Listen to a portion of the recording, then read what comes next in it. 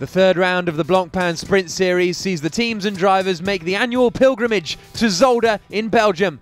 Before the action gets underway here, let's look back at the last round at Brands Hatch. It was Laurens Vanthoor and Robin Freins who won the qualifying race, therefore starting on pole for the main race.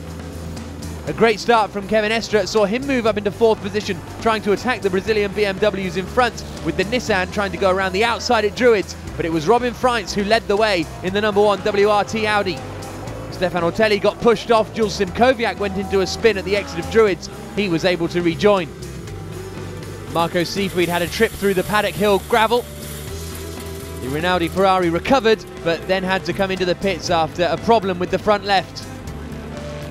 There were great battles throughout the field as Niki Meier-Murnhoff tried to force his way past Albert von Taxis in the 88 Reiter Racing Lamborghini. Meier-Murnhoff was pushing the limits of the circuit and would later be given a time penalty for running too wide at certain corners. The battle was on for third as Kevin Estre forced his way up the inside past the 77 car of Valdeno Brito, to the delight of the Attempto team. The pit stop window was in progress, but the 55 McLaren was still pushing hard, Kevin Estre sliding his way through Sterlings. Still leading the race were Laurens Vanthoor and Robin Freins, and a slow pit stop for the Attempto Racing McLaren put them back behind the cars they'd just passed. Jules Simkowiak was feeling brave, making an overtake going up into Sheen Curve. Fantastic move from him. Bernd Schneider was trying to climb his way up the order, having taken over from his AM partner, trying to attack the ISR Audi. Another Audi under pressure was Marcus Winkelhock. Nick Katzberg was trying to get through, but Winkelhock firmly kept the door shut. They went side by side down Pilgrim's Drop, and Nicky Katzberg was able to make the move stick, coming into the right-hander at Hawthorns. He then managed to storm past the MRS GT Nissan too, but no one could stop Robin Freins and Laurens Vanthoor, who took victory for the first time in the main race this season. A strong second place for BMW Team Brazil of Attila Abreu and Valdeno Brito, with Rob Bell and Kevin Estre completing the podium, but it was victory for Vanthoor and Freins at Brands Hatch. It's the home race for the WRT Belgian Audi Club this weekend, and they'll be hoping to perform strongly after winning the race last time out at Brands Hatch. Laurens Vanthoor is a local man with a lot of experience of this Zolder circuit, and he'll be hoping to win his home race. Yeah, obviously the first weekend in Nogaro we were looking strong as well, but it ended up pretty sadly, so we couldn't drive and take any points. Obviously this year our goal is to become champions, and that was not the way it should go planned as the first race. But then after Brands Hatch, like you said, it was an awesome weekend, and we actually dominated free practice, qualifying race 1, race 2, and we as well took the lead of the championship. So now of course it's our mission is not only to defend them, but to extend the lead and then to make life a bit easier at the end of the year. Another Belgian in the field looking to succeed is Enzo Eid, after he and Christopher Mies had a tricky weekend at Brands Hatch. Brands Hatch, the performance was there. We finished the first race in second position, but because of a problem in the pit stop, which is a pity, but it's how it is. But the performance was there, and I think we can continue here in Zolder, especially with it's my home track. It's the home track of the team. It's quite a small track, but it's a nice track. You know, I did a lot of races here. Won 24-hour race with the Audi also back in the time. It's just nice to be here with all the Belgian fans, and the people around are very, very cool here. So it's nice. Over at HTP Bentley, Max Buch and Vincent Abril will be hoping to make up for crashing out of Brands Hatch in free practice. While meanwhile there's a newcomer in the 83 car, Jules Simkowiak, joined by GP2 race winner Tom Dillman. I don't know the reason, but I got a late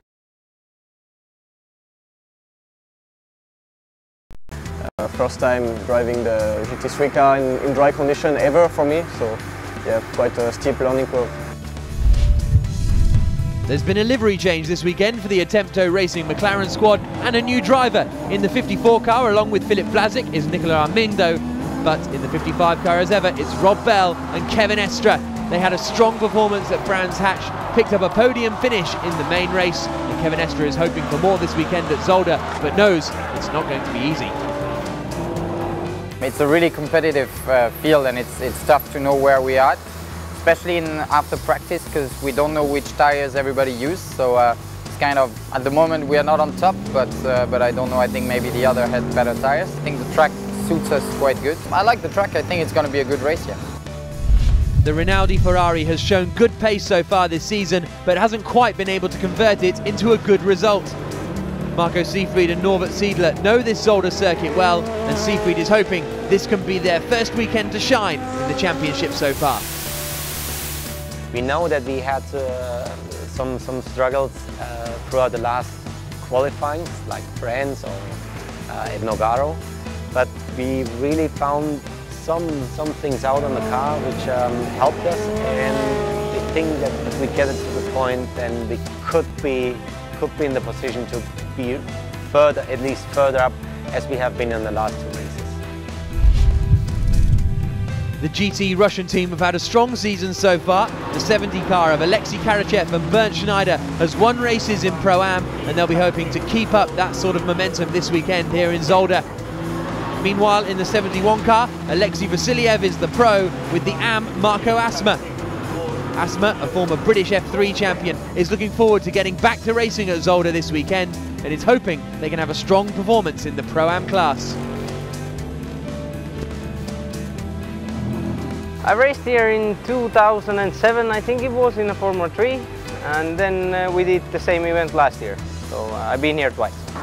Actually, it's very friendly.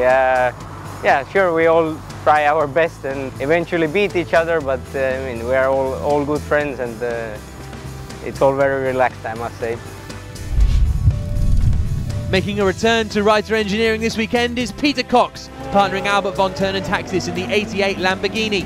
It had been Nick Katzberg partnering von Turnentaxis so far this season, but Peter Cox is an experienced racer and has won here at Zolder before and can't wait to get back behind the wheel in the Blancpain Sprint Series. First of all, I'm glad to be back in the Blancpain series because it's very competitive, obviously. Well, basically, Hans Reiter, the team owner, called me if I could help him out for this weekend. Actually, it is my home race. I live only 34 minutes from home. It's a good atmosphere, they're nice people. It's a small, tiny track. It's quite technical, and yeah, I like to come here. And as you said, I've been here in the beginning, and then a long time not. And now the last couple of years, I had some more races here. Yes.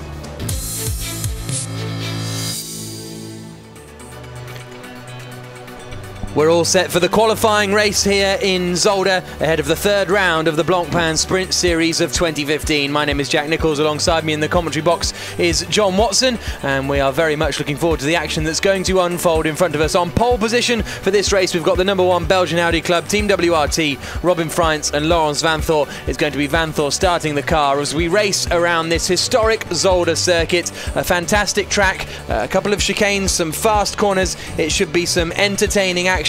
As you can see, the 4-kilometre long circuit here, looping around through the woods just outside of the small town of Hasselt, about 45 minutes from Brussels, and hopefully, as we've had for many, many years that the Blancpain series has been coming here, we should have a very entertaining race ahead of us. As I say, it's Freins and Vanthoor on pole position, but it's the Bentley, the 84 Bentley of Vincent Abril and Maximilian Buch alongside them on the front row. You can see them there on the left-hand side. Air temperature 21.9 degrees, track temperature is 40 degrees. It's a beautiful day for a race, John. Yeah, I mean, it's a lovely day today.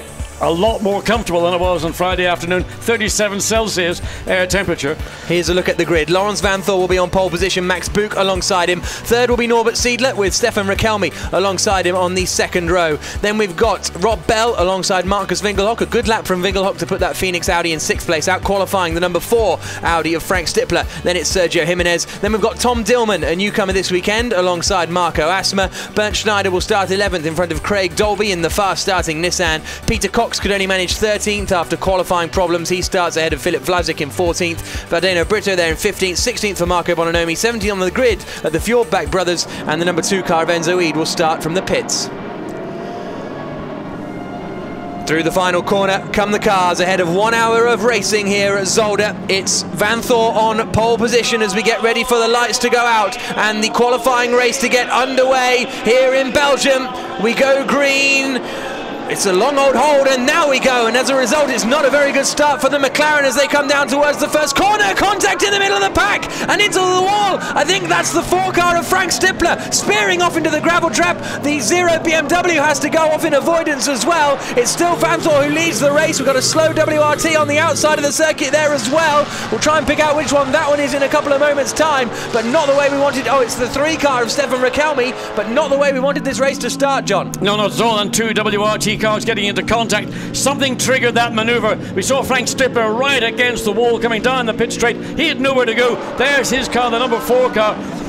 So really, always a problem here at Zolder. The opening lap, you've just got to be a little bit more patient and assume that you're going to get into turn 1 without making any contact. Vanthor, Book, Siegfried, the top 3. Then up into 4th place has come a good start from Markus Winkelhock. He's come from 6th to 4th, and then behind him in 5th place. What a great start that is from the GT Russian car of Marco Asma. Oh, and that's the 55 Attempto racing car, the Rob Bell, Kevin Estra. So he must have been involved in all of that. Somehow or other, the McLaren has got involved. Puncture to the left front and I think to the left rear, so that car limping its way back. Hopefully it'll get back into the pits. Fingers crossed. There's the other McLaren that's still out in the hands of the 54 car. Oh, and there's a spin. I think that was Peter Cox going round. We come back to Rakelmi, but there is Peter Cox off in the grass. Yeah, that was an assisted spin. Peter Cox got tapped at the rear and around he went to turn 13. Out to complete the first lap of frantic racing here at Zolder, and it's Laurens Vanthor leading the way, but the battle for second place is very much on some debris on the circuit as well, and you can see the tyre marks, and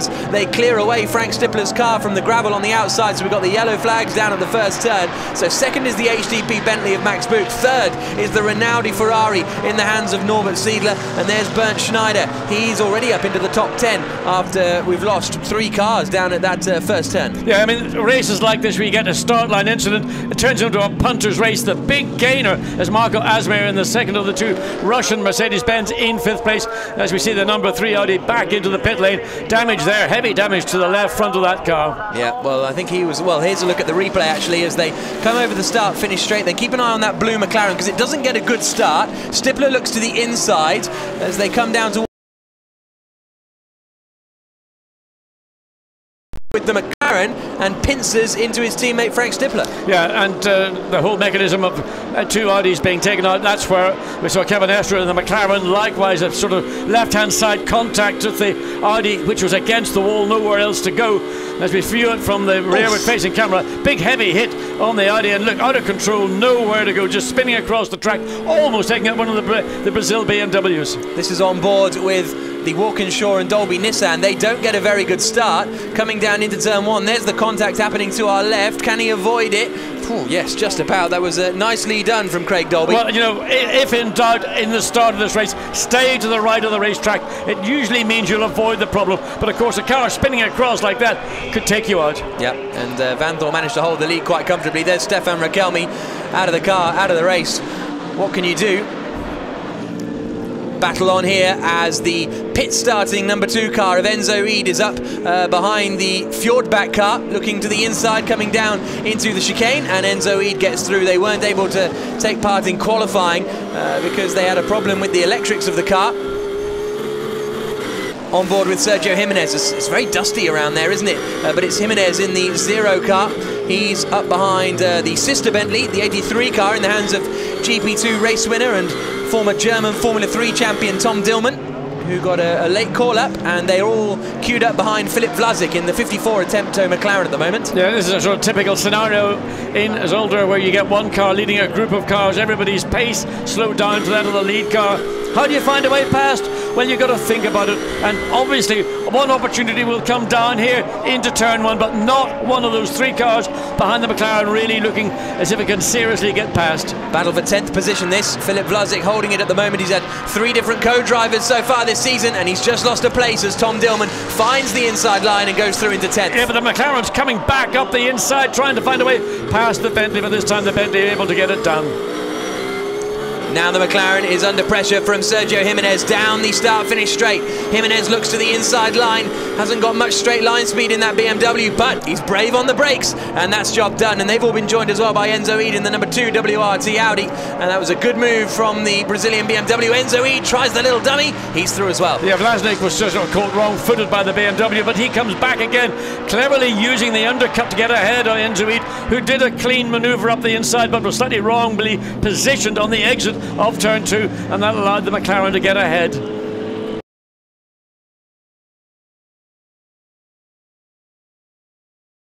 This is the for second position as they come across the line. Max Buch just in front of the 333 Rinaldi of Norbert Seidler. And there are the Bentley crew getting ready in the pits, just 0.7 of a second between them. As meanwhile, Tom Dillman, he's the first man to come into the pits, so that's the Bentley crew getting ready for Dillman, who's going to be handing over to Jules Simkowiak, who had a very impressive run in Brands Hatch last time out. So in they come from the battle with the zero car of Sergio Jimenez, who's going to be handing over to Caca Bueno.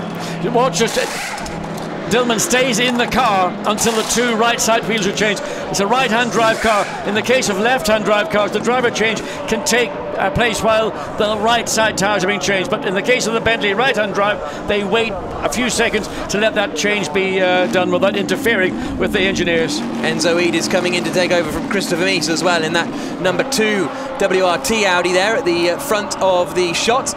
The Brazilian BMW is told to go and comes out in front of the Bentley. So that's good news for the Brazilian BMW squad, because they were behind the Bentley when the pit stop window opened. And a bit of a slow stop here for WRT, because Enzo Ede was up with those two, but I think he might have lost a bit of time in the pit stops there. And there is the Philip Vlasic car now handed over to his teammate, which is Nicholas Armindo. So and Tom he's a long way further back. Just been given the congratulations by the team and a good first stint in the Bentley in his first drive for the team HTP. There, getting ready to take over, is Vincent Abril from the second place Bentley, which is in now. In fact, our top 3 all come in at the same time. So Vanthor in to hand over to Freins, it's Abril in to hand over to it's Buch in to hand over to Abril, and it's Seidler in to hand over to Siegfried. So this Ferrari all weekend has been right on the pace, and this is going to be a battle in the pit lane for track position. As we see now, the Audi comes up, out gets Laurens Vanthor, in get Robin Frein, so he should be able to comfortably, if WRT do their job in the pit lane, maintain that lead. So there are the tyre changes going on at the HTP squad, who are pretty good at pit stops. They had a lot of experience last year with the Mercedes, but look at that, the Ferrari's got away and is into second place. Oh, the HTP team start to applaud and then go, maybe not. I think there was a problem on that car. They didn't quite get one of those wheels, couldn't catch it, didn't get the clear view, but I think there was a problem with one of the wheel changes on the Bentley. That's why the Ferrari's got out ahead. Now, look, trying to find a way past, back onto the racetrack. They can run at speed here, even though it's a very tight turn that leads you back onto the circuit proper. And all that means Robin Freins now has a big advantage at the front of the field. He is well clear of this battle for second place, which now has Marco Siegfried in the Rinaldi Ferrari ahead of the 84 Bentley of Vincent Abril. And Abril will want to try and take advantage as quickly as possible, but that Ferrari is pretty quick in a straight line, so it's going to be tough for the big Bentley to try and force its way past as they head down towards the chicane. We've seen lots of our red Ferrari when we're back now to the rest of the battling going on with Bernd Schneider's, the Mercedes and the BMW, and it dives up the inside because this is not Bernd Schneider behind. Otherwise, I think that would not have been an easy pass. No, Alexei Karachev losing out to the Brazilian BMW as they swing through the right-hander of 2. It's Caca Bueno who's just taken that position, and that moves him up inside the top 10 now, Caca Bueno. The battle for second is calming down a little bit. It looks as though Siegfried has sort of got himself together. This car's got 2 strong drivers. We're seeing the performance increase once you've got 2 guys. Marco Siegfried, good pass up the inside, but in reality it was sort of a gift. Yeah, that's Jules Simkowiak going past Alexei Karachev as well. Karachev in the Pro-Am class in that yellow 70 GT Russian Mercedes. A bit of out of shape on the brakes there as he comes down into the left-hander, but the Pro, Bernd Schneider, started the car, and now the Am, Alexei Karachev, has taken over, and as a result is losing places, and Christopher Mies has joined the party as well. He is tucked right up behind the 75 ISR car of Philippe Salaquada. Yeah, I mean, we've got Christopher Mies all over the back of Philippe Salaquada, but identical cars, the only difference being the individual setups to suit each of the driver pairings. Christopher Mies potentially the quicker of the two, one side then back to the other side, trying to frustrate Philippe Salaquada, but not able to do anything with them. And another lap has gone, another minute or more, 21 minutes, just over 21 minutes remaining. Mies still tucked right up behind the sister Audi, but he's got a good drive coming out of the chicane. Outside line for turn 7 is going to be ambitious. Mies holds it on around the outside. That'll give him the inside for the chicane. Really good move from Christopher Mies. He takes the place away from the 75 car, and that's 9th position. But he gets a little love tap from Philippe Salaquada for all his efforts. That was a very, very well thought out. Very rare to see a car go around the outside of turn 7, but to get track position for turn 8. He's worked hard for that position, and he's earned it. 7.8 seconds the lead up at the front. Robin Freitz with the 333 Ferrari in 2nd position, and the Bentley just dropping back a little bit in 3rd spot. A shout out to 4th place Nicky Meyer-Melnoff, who's lapping at a similar pace to the Bentley and the Ferrari in front, so he's looking pretty strong this weekend. Then we've got the 77 car in 5th position, which is in the hands of Valdena Brito at the moment, and they started 15th on the grid, so that's a really good run from them. And then it's the 73 car now in the hands of Sean Walkinshaw in 6th spot, and not quite running as towards the front as they did last time out at Brands Hatch, but a strong performance nevertheless. And here's a look at the replay of Mies going around the outside. To get alongside and have fighting room, and then to get into position on the brakes down into turn 8, but he loses the middle sector of the corner. Is slow here. That's where the tap comes from Philippe Salaquada. He was that little bit quicker. It wasn't anything that was more than just simply, I'm continuing in my pace, and Christopher Mies, he'll take that tap because he's got the position. More pressure on Alexei Karachev. He has got Christopher Mies right up behind him. We've already seen Mies go around the outside of 7 before. Doesn't look like it's quite going to work out this time, and if anything, Salaquada is going to attack Christopher Mies coming down into the chicane. Looks to the inside, very late on the brakes, forces his way through a bit of a bump, but Mies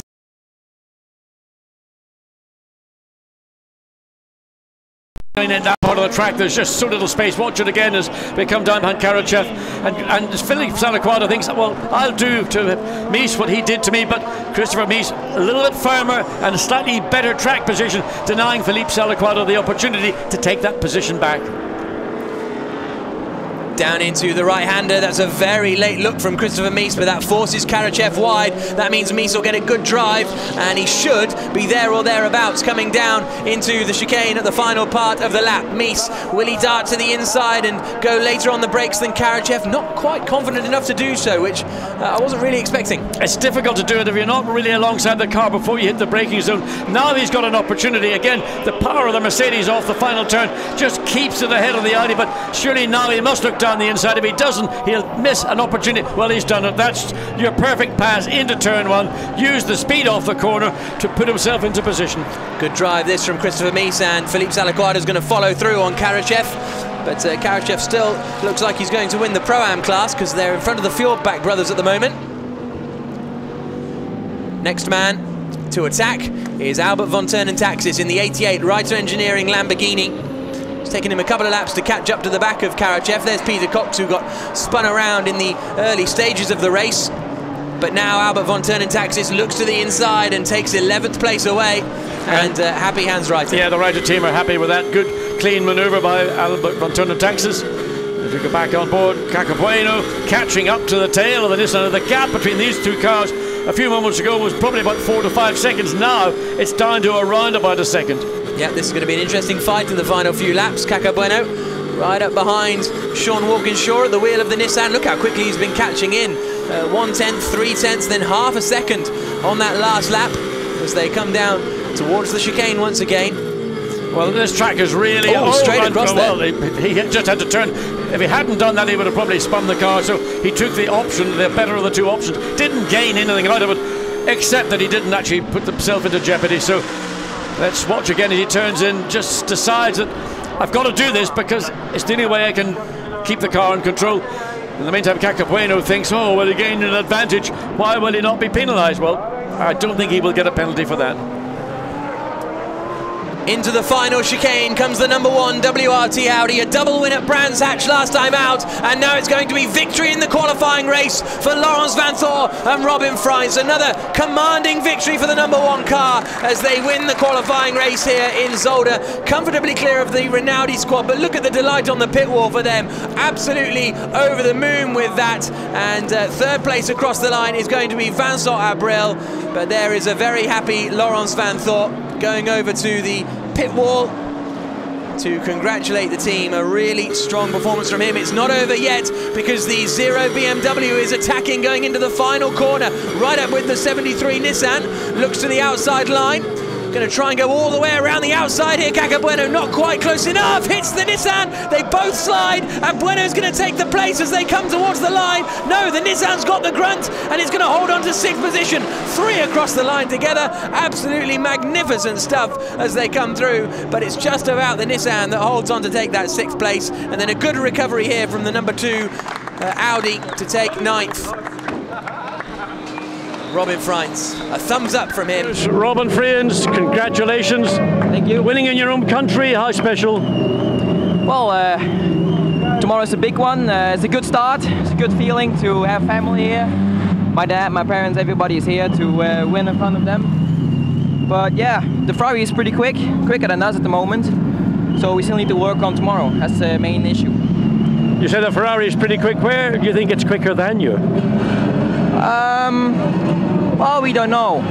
We don't know. I mean, today he was a bit quicker. I asked my engineer to let know the gap every lap, and it just went like 1:10, 2:10 every lap. So yeah, even though I was in the lead by 8 seconds when I came out of the pit, so I was not really pushing like full power. So well, we will see what the car and us and Laurens still got in us.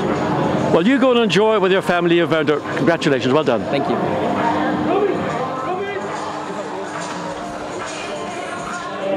Marcus Seefried, I've just been speaking to Robin Freins, and he reckons your car's quicker than the winning Audi. Yeah, I recognized that we were catching up at the beginning of my stint. I didn't see him, and then all of a sudden he appeared in front of me, which always keeps a driver then biting for and fighting for. But I think it was just tiny steps all the time, so it was not enough to really catching up. But I think, as we have proven at Brands and also at Nogaro, we have a good race pace. The only thing what we had to work on was the qualifying. Norbert did a great job this morning, yesterday, and then so we were now in the front of the grid, and that helped us really quite a lot. And the guys did a real marvelous job in the pit because the HGP Bentley we just overtook while pit stopping, so that was the key. Thank you, Marco. Norbert, you had a great start, but the battle with the Bentley really it was won in the pit stop. It was, yeah. Actually, I cannot overtake him. I was a bit faster than the Bentley, but I was not able to overtake him.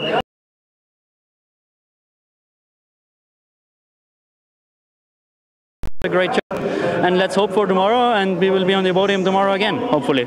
Look forward to seeing you. Many thanks. Thank you. Vincent Abril, you finished third, but really the overtake was in the pit. You had a sticking wheel, I gather, on the Bentley, and that cost you the position.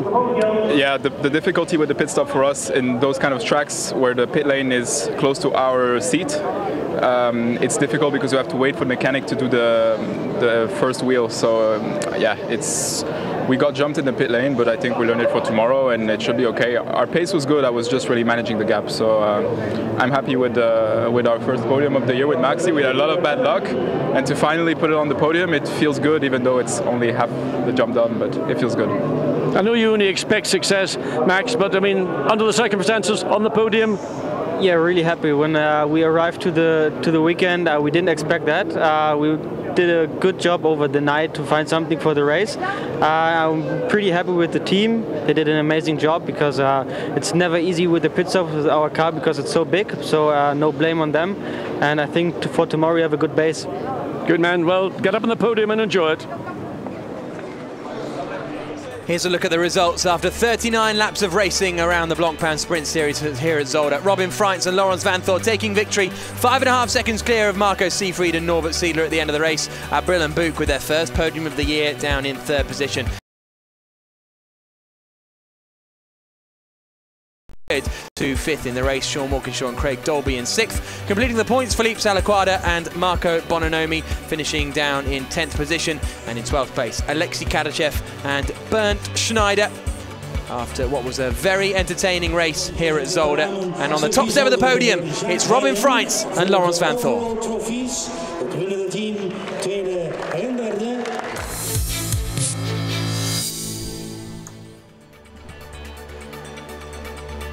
It's time for the main race here in Zolder. A lovely afternoon and hopefully a lovely 1 hour of action that we've got coming up for you. My name is Jack Nichols. Alongside me in the commentary box is John Watson. Down in the pits we have Bruce Jones, and well, he's on the grid at the moment because I think we're in for an entertaining race, and we'll be hearing from some of the drivers before the racing gets underway. 24.3 degrees the air temperature, 39.6 degrees the track temperature, a little bit higher than yesterday. Yeah, that's not a huge amount different. The main thing is it's a very tough race, tough racetrack. 39 laps was the race distance for the qualifying race on Saturday afternoon. Hard on the brakes, 4.01 kilometers around this track, or if imperial measurements, as I would do, 2.49 miles. But it's 16 turns, but 3 really heavy brakes into chicanes, plus 2 or 3 other sections of the track where you're never giving the brakes a chance. So most people this morning that I could see fitted brand new discs, brand new pad to the calipers, and they will need every bit of the caliper and the pad to get through here with brakes.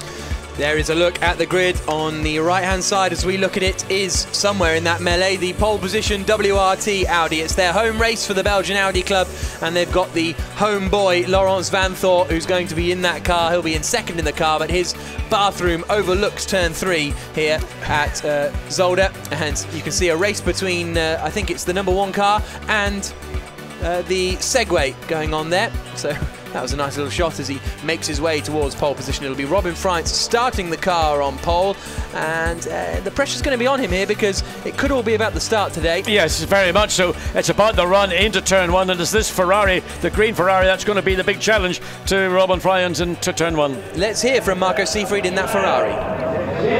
Marco Seefried, the best place to start is on the front row, so you've achieved that. Yesterday we saw a really strong start from the Ferrari. Can you get down to turn 1 ahead?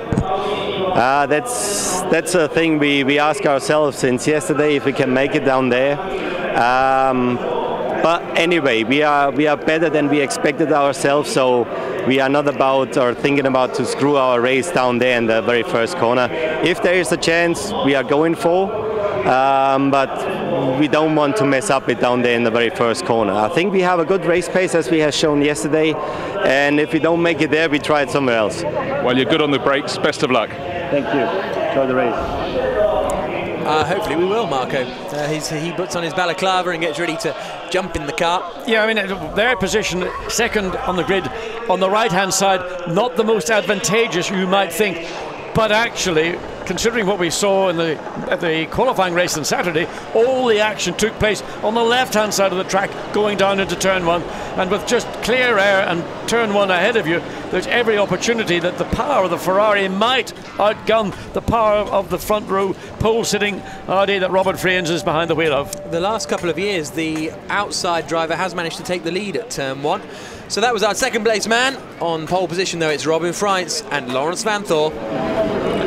Laurens Vanthoor, home race. You made a brilliant start yesterday. We're first down to the first corner and stayed ahead. Is Robin as good at the getaway? Yeah, I'm pretty confident. Obviously, it will only be his second start in his GT career, but Brand said he started from pole and he kept the lead perfectly, so I don't know why he shouldn't be able to do this here. Obviously, the Ferrari, I think, is maybe a bit quicker off the line than us, but we'll fight for it. We'll not give up as easy, so I'm confident he will do well. Well, your car certainly has the right livery for winning here in Belgium, doesn't it? Yeah, that's the goal. Special livery for a home race, and we want to win today. It's very clear, so that's what we're trying to do. Best of luck. Thank you, Laurens. Third livery of the season, I think, that for the number 1 WRT Audi. Yes, this is the result of a competition held in Belgium for the ideal race fans. Livery principally is all about Spa 24. Absolutely. So everyone preparing for the 1 hour race to be getting underway. There's the 88 car of Albert von Turner Taxis and Peter Cox that's going to be starting in 11th place. Peter Cox having a one-off race in the Blancpain Sprint Series, filling in for Nick Katzberg, but Cox won here a couple of years ago alongside Stefan Racina. And now we can hear from Marcus Winkelhock. He's going to be starting 4th on the grid. He too is with Bruce. Marcus, it's very busy down here on the grid, but yesterday you had such a clean race to 4th place. No drama at all by the looks of things. No, car was great. Unfortunately, I couldn't go the speed of the front cars. But anyway, I think we are in a good shape this weekend. The Audi feels good, and I think P4 was a really good result. Nicky did a great job as well, and so I think he's also very motivated after the P4 yesterday for today's race. So I hope that we can finish on the podium. That must be the target. Well, a good haul of points, I'm sure. Marcus Winkelhock, thank you. Thank you. Actually, in fact, it was Nicky Meyer-Melnhof in his stint after he was handed the car by Marcus Winkelhock, who did a really good job. And they ran somewhat anonymously. We didn't see a lot of that number 6 car, but it was quick towards the end of the race. And okay, now starting in the second row of the grid, you know, once you get through turn 1, it's any opportunity for anybody. Enzo Eid in the middle, a popular man. Stefan Rattel on the left-hand side, the boss of the SRO Motorsports Group, and Enzo Eid, one of the home racers. These, by the way, these are WRT's own grid girls. So Enzo Eid, of course, driving in WRT, is happy to stand beside, and along with Stefan Rattel. Enzo Eid is going to be second in that number 2 WRT car, and he's going to be 9th on the grid, with Christopher Mies starting that car. As we look to the grid is starting to be cleared now, as they're starting to head off the grid. But we can now hear from Craig Dolby in the MRS GT Nissan. He's going to be second in the car, and he's with Bruce. Craig Dolby, the Nissan's looking in good shape. The end of the race, the last corner in the qualifying race. Tell us what happened there. Sean did an amazing job to hold on to 6th place. Yeah, I think the racing's so close in Blancpain in the sprint series, and I think the BMW tried to go for a bit of a move and just caught us and sent us sideways, but Sean did an amazing job to keep control and keep his car to a line. So we start in a good position today, and I think race strategy, we're in quite a good place, so we'll see if we can get round lap 1 trouble-free. Sean will do a good job as always, and hopefully I can finish it off at the end. Best of luck. Thanks a lot, Craig. I think one of the keys to the outcome of this race is that most of the teams have done everything possible they can to have one brand new set of rubber available for them for the driver change, and that will be again a key point, as what we might see coming into the pits may alter by the time we get to the end of the event. The twin-turbo V6 engine under the bonnet of the Nissan makes it very, very good off the line, and they'll be hoping to put that to good use from 6th on the grid. You can see it there on the left-hand side. Now, on the bottom left of the picture, the 73 car, as the grid is starting to be cleared, and this field is going to tear down towards turn 1. We did lose 1 car as a result of the accident yesterday, the number 4 car of James Nash, and Frank Stippler won't be taking the start, unfortunately. Stefan Rakelmi was involved in that start lane incident, and he is now talking to Bruce. Stefan Rakelmi yesterday was a disaster for the number 3 Audi. You didn't even get really past the first corner. How's the car now? Obviously had to be rebuilt. For sure, it's rebuilt. The team made a really good job. So now we are motivated to recover the position, because for the championship we have to recover a lot of position. It's a pity what happened yesterday, but it's the race starts. It's really close, and I mean it's too bad also for the number 4 that they couldn't drive today. But we'll give the maximum to score a lot of points here. Now it's not easy to overtake here at Zolder. We saw that yesterday, but you should have at least 1 new set of tyres. I will have for me, but yeah, for sure, you've seen the race yesterday. It's really close and tough to overtake, but I've seen the spot where I can do it, so I will push for this, and I'm sure Steph, with all his experience, he will do well. So we'll watch with interest. Thank you, Stefan. Good luck. Thanks. They'll be starting down in 16th place on the grid. The men who are still second in the championship, Rakelmi and Ortelli, despite having an 11th and a 7th at Brands Hatch and a retirement in the race yesterday. But there are an awful lot of these WRT Audis out on the grid with their V10 engines producing 560 horsepower, 500 newton meters of torque. They're a mighty little machine, and it's going to be 2 in the top 4 that we will have on the grid. Yeah, one of the issues that I think Audi are fully aware of, and they do the best to compensate for, is when the temperatures get higher, it doesn't always help them. They're one of those cars that probably prefer it to be maybe 5 or 6 Celsius degrees cooler, partly because of the handling, partly because of the tyres, and also ultimately it's all about the braking capacity. So a little bit of coast and run into a corner, some drivers might opt to do that rather than just nail the brakes, particularly at an early stage. So here is a look at the grid. Now we're down to row number 4 with the Brazilian BMW.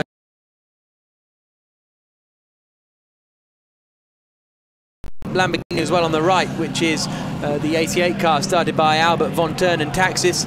And then here at the back of the field, this is one to watch out for as well. Kevin Estre starting the 55 Attempto Racing McLaren, one of the top drivers in the championship. And that is his view on the run down towards turn 1. And his view will be to do the most he can with the available space to get that McLaren ahead of maybe 5 or 6 cars which are naturally slower in a lap than the pace that he's got in the McLaren. But he's got to be careful, because we've seen what can happen on this run down into turn 1. It's a very narrow in effect. You've got concrete on the left, concrete on the right, and any little error will be punished. And in fact, the Audi caught one of those gaps, the number 4 Audi, as it was punched into the concrete wall, caught an access area, and it caught the end of one of the concrete barriers. That's what did so much damage to the left front of Frank Stippler's car. James Nash wanted to go home, but he's giving one of his engineers a lift, so he's had to stay. There's the 55 car that will start at the back of the grid then. Kevin Estre at the wheel. But here's a look at the cars as they will line up for this 1 hour race. Robin Freitz will be on pole position, Marco Seefried alongside him. Vincent Abril third on the grid ahead of Nicky Meyer-Melnoff. Fifth will be Attila Abreu. Great drive from them yesterday. The fast starting Nissan will be 6th on the grid. Kaka Bueno and Jules Simkoviak on the next row. Then we've got Christopher Mies looking to make up more places after they had to start from the pit lane yesterday. Albert von Turn and Taxis 11th. Watch out for that Reiter Lamborghini. They've got a pace to potentially be on the podium if they can sort it all together. 15th and 16th will be Nicola Armindo, having his first GT start of the year ahead of Stefan Ortelli, and Kevin Estre will start at the back of the grid in the newly liveried Attempto Racing McLaren. Yes, the McLaren's now painted in a very fetching sort of combination of aquamarine blue. It stands out, and one of the things that we've noticed with a lot of GT cars where they use white as the base colour, you can, in a distance, difficult to pick out which car is which until they come really into focus. But there is the McLaren. With Nicolo Armando and Kevin Estre, 54 ahead of the 55. The Kevin Estre car, of course, it ended up in the gravel. It didn't even make it back to the pits after that contact on the run down into turn 1. So we've got 1 hour of racing coming up, a pit stop window between 25 minutes and 35 minutes into the race, where they have to come in, change all 4 tyres and change drivers. And after this, we will wait and see who is going to be leading the championship. There were 39 laps in the qualifying race, which was not interrupted by the safety car, so fingers crossed we'll be having something similar today. There's a nervy-looking Norbert Siedler. His teammate is in that yellow Rinaldi Ferrari that is 2nd on the grid, coming down into the first corner, which is a tight little left-hander. The cars begin to pick up speed. Out onto the start straight come the grid, ready to get going in this 1 hour main race here in Zolder. When the lights go green, it's Robin Freitz on pole position on the right hand side. Alongside him is the green Ferrari, and they get underway, and it's not a great start from the Ferrari. The Bentley could be looking towards the inside line. It is, and it hits the Ferrari, and off into the gravel trap goes Marco Seefried and Norbert Siedler's Rinaldi machine. They were just saying how they didn't want to ruin it at the first corner. That's exactly what's happened, and that is such disappointment for the Rinaldi squad. Meanwhile, leading the way is Robin Freitz. Up into 2nd place, I think, has gone Attila Abreu in the 77 Brazilian BMW. Battles further back as Nicky Meyer-Melnoff makes a pass on Felipe Salaquada. Now they all charge down the back stretch. You're not going to push that one out of the gravel there, boys, and I think that'll have to be a recovery, but Robin Freitz leads the way. Yeah, yellow flag all around the racetrack. Also Alexei Vasiliev, he got tagged as we see the Nissan go across. Sean Walkinshaw having to bounce across the curb at turn 5, but Alexei Vasiliev, he got squeezed against the wall on the run down into turn 1. Don't know whether that car has had any further damage, whether I think it's stopped at turn 2 according to race control. I mean, all over the place coming through turns 8, 9 and 10. So very messy opening lap, opening turn 1, and all the way around the field. This is meant to be yellow flags, so I think that's just the yellow flag in sector 1 at the moment. Yep. So the racing can continue over the rest of the pack, but it's Robin Freitz who's got the best start. Only 2 places made up so far for Kevin Estre. Yeah, you're absolutely right. So Alexei Vasiliev got squeezed into the wall at some point. turn coming down the run into turn. They haven't even got to the corner. You could just see out of the corner of his eye. He got pushed against the barrier in very much the same way as we saw for Audi. And up into third place has come Christopher Mies. What a wonderful start from him. He's up into third and trying to take second place away, but he can't with the yellow flags down at the first corner. A little look to the inside from Nicky Melnhoff. There's a bit of debris on the circuit there as well, as the dust is kicked up on the outside, but I think that's just as they pull the Ferrari out of the gravel trap. But it's Freitz, Attila Abreu, Christopher Mies, Vincent Abril, Caca Bueno, the top 5. They all need to be careful because they're not, in my opinion, slowing down sufficiently. The Ferrari has now been dragged out and is back underway, but of course it's a lap down, and having lost that front grid position, it's effectively all over. All they can do if they choose is to continue on their way. But I think drivers need to be wary that when they come into that wave yellow flag zone in turn 1, slow down more than they're doing. It will be cleared now, but there will be a lot of stones on the circuit. That dust cloud at turn 1 must have been the Ferrari spinning its wheels to get out of there. So Marco Seefried is back on his way. The marshal's doing a good job clearing the debris off the pit straight. I don't know whose debris that is, because that must be from the Mercedes, because the contact with the Ferrari didn't occur until they were actually in the corner itself. So Robin Freitz leads the way, 1.1 seconds clear of Attila Abreu, second in the 77 BMW, which they've made great progress up the order after qualifying in 15th place, but they've got Christopher Mies right up behind them. Mies, a little dart towards the inside, not close enough. Behind them is Vincent Abril, who lost ground as a result of the contact going on in front of him. As they come out over the line to complete lap 2, what's the gap going to be up at the front? It is 1.8 seconds now, so Christopher Mies knows he needs to get up into second place if he wants the chance to try and close down race leader Robin Freitz. We saw some very creative overtaking. And that's Kevin Estre. He's made progress as well. He's now on the tail of Sean Walkinshaw. That's a battle for 10th position. Yep, so he's up into 11th place, having just passed the number 3 car of Stefan Ortelli, who then repasses him going into turn 2. Nice battle there. Meanwhile, Albert von Taxis has just lost out to Jules Simkowiak. So Jules Simkowiak moves up into 6th place. Von Taxis drops down to 7th. And into the pits comes the Rinaldi Ferrari. And it's going into the garage. They've decided, unless they want to just clean out all the gravel in the car, that's going to be at this race over. Disappointing that the Ferrari is out. Let's have a look at that start once again. It wasn't a good start from the Ferrari. It was a good start from Robin Freitz. The Bentley looked to the inside. And then... Oh, it's a Bentley catch at the back. Yeah, but it's difficult to say whose fault that was, really. The Bentley couldn't exactly disappear. Maybe the Ferrari should have left more room. This is the rear view from Marco Seefried. Well, to me, the Ferrari was on the racing line. The Bentley was on the inside. I think the Bentley should have backed out of it more than it did. It didn't. That was, to me, an unnecessary contact. We don't have any of, so just looking to see 55 must respect. That's Kevin Estre, respect track limits. So the Bentley caught the back of the Ferrari, and that was it all over. So in my view, that could have been lift off the throttle a little bit earlier in the Bentley to avoid an avoidable contact. Again, while I was watching that, I didn't see what happened to Alexei Vasiliev coming down the start straight. This is the view on board with the 0 car of Caca Bueno, who once again had to take evasive action. Yeah, you can see from that angle, clearly the Bentley was more at fault, in my opinion, than the move across the circuit for the Ferrari. And there's Christopher Mies around the outside already. And does he go all the way around the outside of the Bentley? Didn't quite get to see, but it looks as though Marco Seefried has just gone up to complain up at the Bentley pit wall. And it looks to me as though we might be hearing from him in a couple of moments as they now dive through the chicane. This is the battle for second place still. Attila Abreu in second. It's third place for Christopher Mies, just 0.4 of a second behind Abreu up in front. And then the other BMW is dropping back a little bit of Caca Bueno, but now we can hear from Marco Seefried. Bruce is down there. Let's see what he has to say. Marco Seefried, we've just seen the replays of what happened at the first corner, and it does look as though you got quite a big hit up the back from the Bentley. Yeah, I did so. I think it was Avril inside the car, and I mean, I just was aside Robin, and I felt I couldn't make the move, so I just wanted to get in line, and in that moment when we were just aside, I got the hit from the back.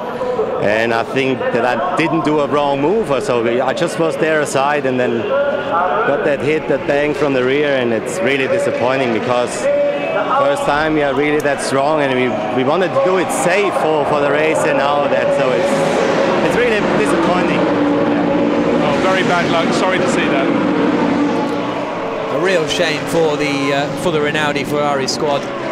Yeah, and I think, you know, as Marcus Seefried says, you know, I didn't do anything wrong. I stayed on the right-hand side of the track. I was clear of anything around me. I took my line, and I got attacked from the rear by the Bentley, and of course the Ferrari.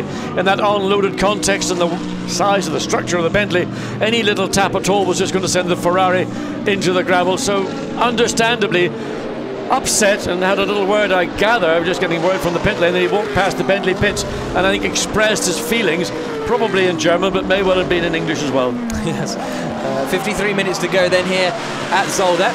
Robin Freitz is lapping very quickly, just set the fastest lap of the race previous time around, and has now set the fastest first sector as everyone else starts to queue up behind. Here's Nicky Meher-Melnov going, using all the curve down there at the chicane. He is in front of Philippe Salaquada. Sean Walkinshaw has dropped down to 10th place now, having started in 6th position. Stefan Ortelli's in 11th, and then it's the Fjordbrack brothers in 12th, but they're leading the way quite comfortably at the moment with about a 2.5–3 second advantage. Here's Robin Freitz, and it doesn't look as though, oh, that's Kevin Estre. Well, he was given warnings to respect track limits. Whether that has led to the car being put back into the garage, he may have just been too wide over the curbs. There's a lot of curbs around this racetrack. Unless he got involved with Alexei Vasiliev potentially down at on the run down towards turn 1, because we never quite found out exactly what had happened with the GT Russian Mercedes, but that's not a weekend to remember for the Attempto Racing squad, unlike Brands Hatch, where they were podium finishers. I should imagine that Robin Freitz is very happy to have Abril in the BMW in 2nd place, because that's keeping Christopher Mies' sister team car that little bit further back. Mies was really impressive here in the qualifying race on Saturday.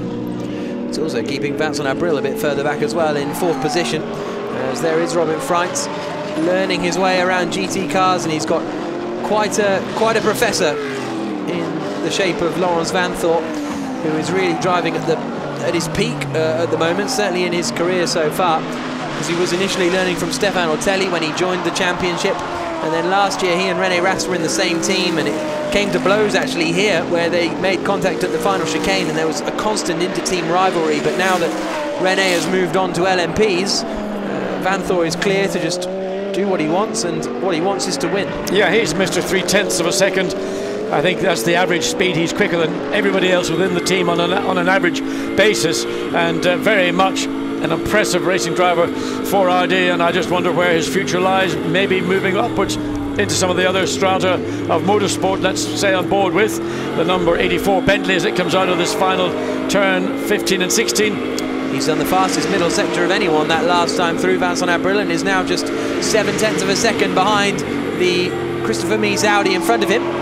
So we've got BMW, Audi and Bentley all in a three-way squabble over 2nd place, and he took 0.6 of a second on that previous lap, whereas before he'd been lapping at a similar pace. So maybe things are coming in a little bit now for Vincent Abril. Well, I think what's maybe happening is the pace we're seeing from the 2nd place BMW may be dropping fractionally. I mean, on that last lap, Vincent Abril was 0.5 second or more quicker than the 2 cars ahead, so he has closed that gap up, and there we now see it. It's virtually, you know, 3 cars running in tandem.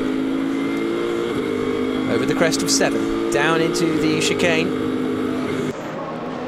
As they come into the right-left, let's see how much curb he takes.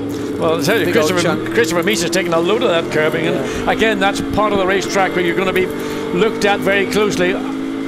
Using or abusing turn 9 and that 3-way chicane. Kevin Estre has rejoined the circuit in that 55 McLaren, so whatever was the reason that they came in, they have decided to come out. Now it's getting very close for 2nd position, as Christopher Mies is going to look to the inside. Not quite close enough, I don't think, but Attila Abreu has to cover it, and that could give Mies a really good opportunity. Gives him a little bit of a touch coming out of the final corner. The Audi is better in a straight line than the BMW. Whether he's close enough going down into turn 1, he is tucked right up behind the Brazilian car.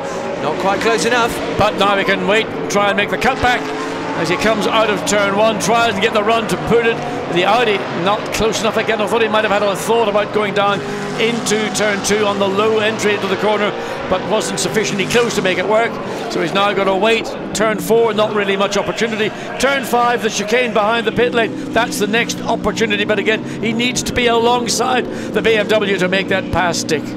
Jules Simkowiak is under investigation for overtaking under yellow flags. That's the man in 6th position who's just set the fastest first sector of anyone in his relentless chase of Caca Bueno. They're going to be the next two cars to come into shot there.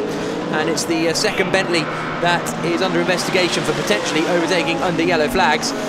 But he's looking quick nevertheless, Jules Simkowiak. The Audi always seems strong in the slower parts of the circuit. That's where the BMW struggles, coming off slow corners.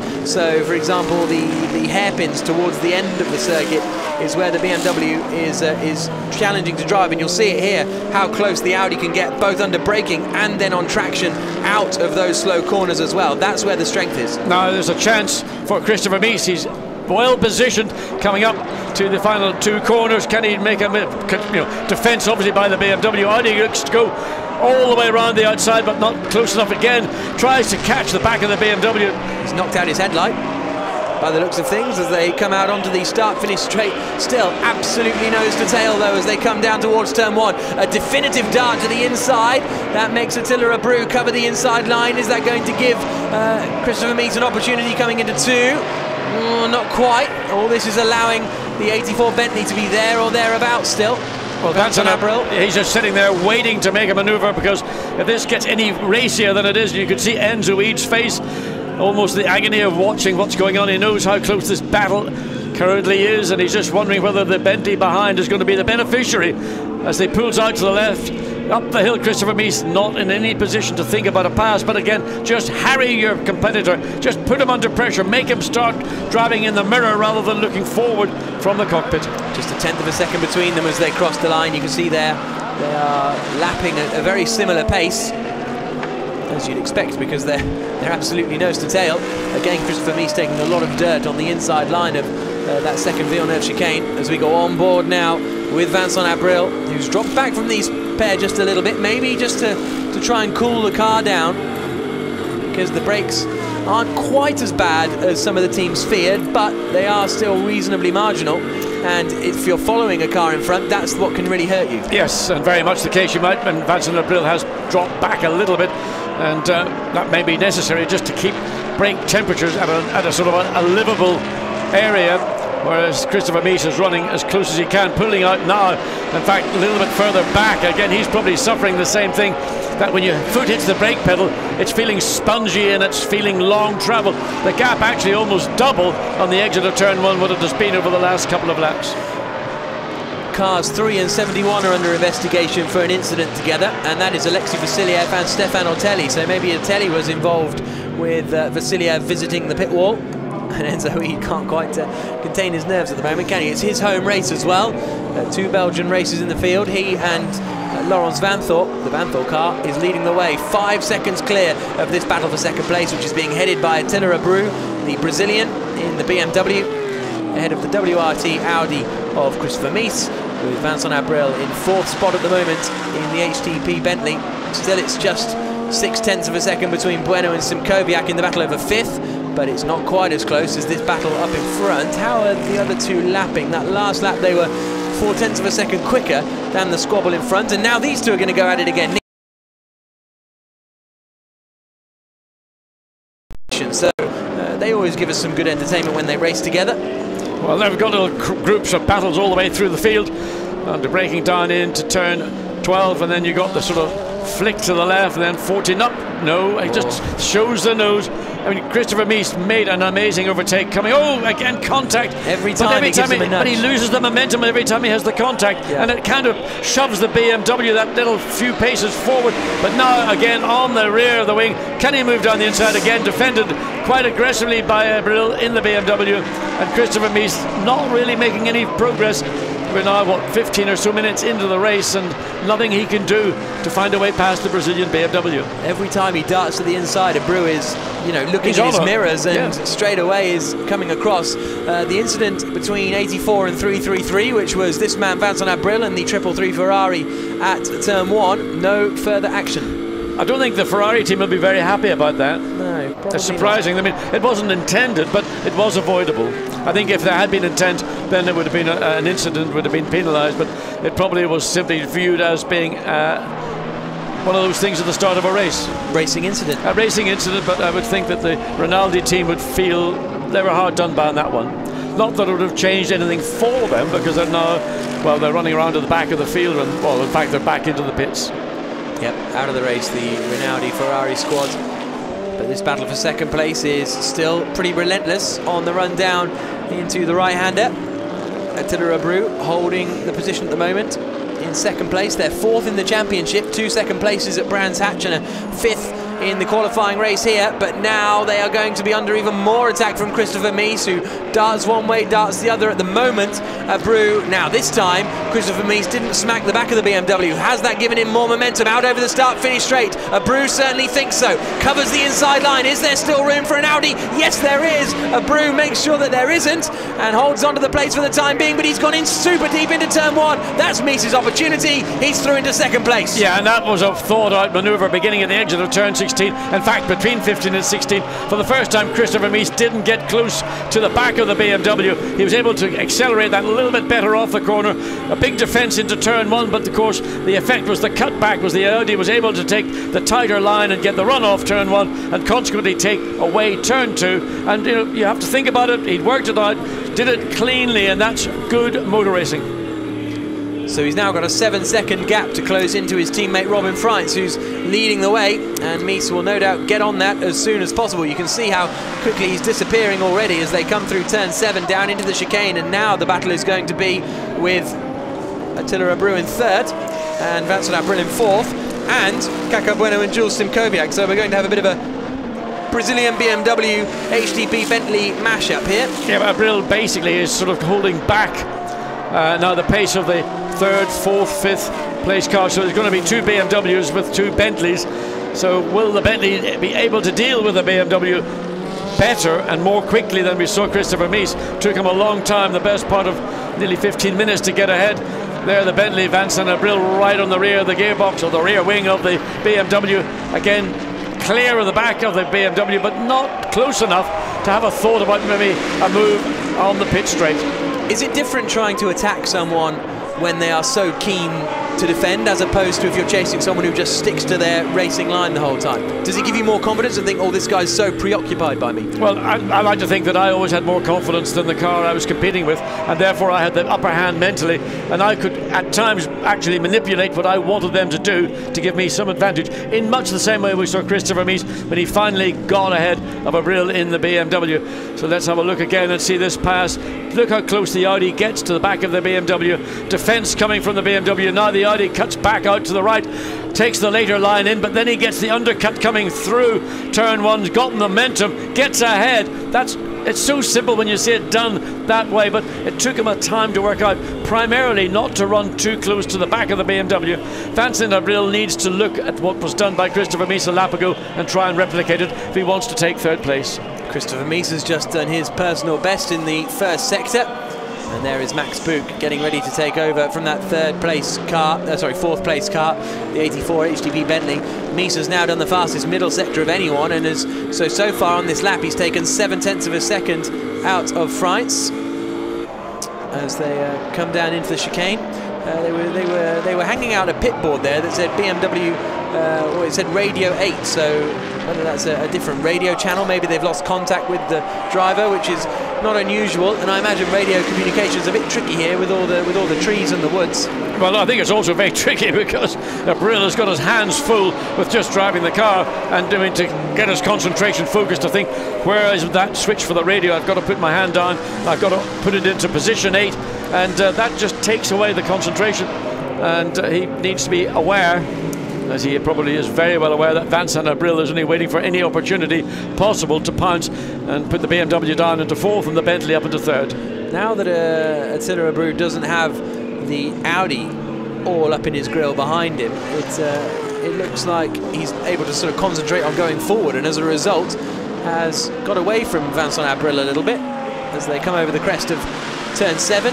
Still von Turner Taxis in front of Meyer Melnhof, and that gap has gone up to 1.2 seconds. As they swing through the right-hander, we've got a red flag coming up on the screen. Well, that's something very... And now it's gone green again. So well, we had a red flag actually on Saturday morning, when a car, actually it was Christopher Meese's car, did stop on the track, and the red flag was thrown, and then of course Christopher Meese's car got back underway, and it was then had to be withdrawn. So we did see a red flag momentarily, which is unusual. Well, let's put it that way. Yes. Yeah, probably a bit of leave it there, I think, as well. Yeah, timing glitch or something like that, because it popped up on our timing screens and then popped up on the graphics and then disappeared again. But anyway, we're still under green flag conditions here in Zolder. The gap at the front is down to 7 seconds now. The battle for third place, though, is still very much on. Christopher Meese has set the fastest lap of the race, though. But more importantly, he's on lap 13. I mean, that car's been run just about a third of the distance that this race took yesterday.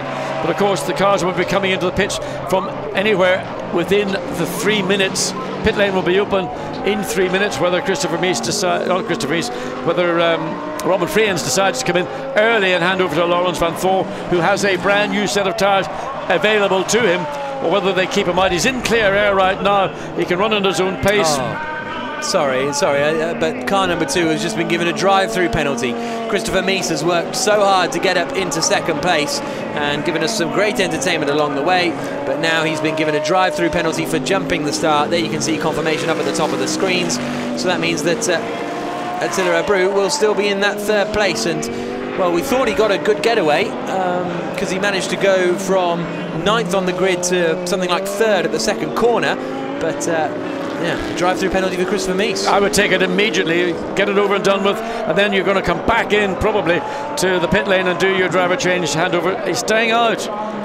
Yeah. Well, so he'll probably stay out for as long as possible, do his drive-through penalty 1 lap, and then come in to change driver next lap, because he is the quicker of both very, and very much so.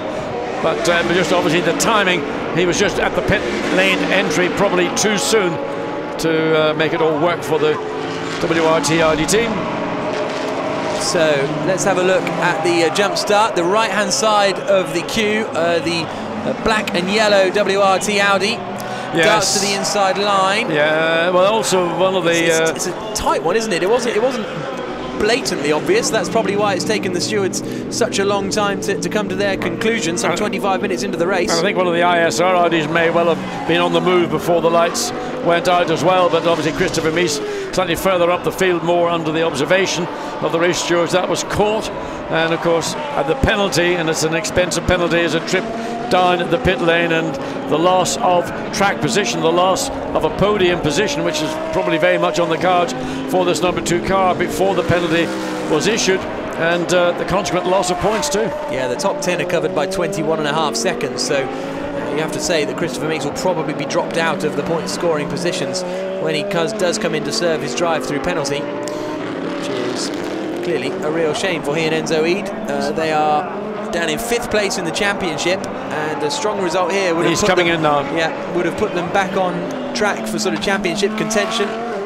But okay, so it wasn't necessarily jumping the start, is because he moved out of line. Yeah, which they consider jumping the start as well. A jump start is a catch-all description, and they can apply whatever they feel was a benefit or an advantage, which was unfair because it put him into a position where he had no car directly in front of him, and therefore he could accelerate that a little bit more progressively or aggressively in the case. Consequently, he got up to 3rd place on the opening lap.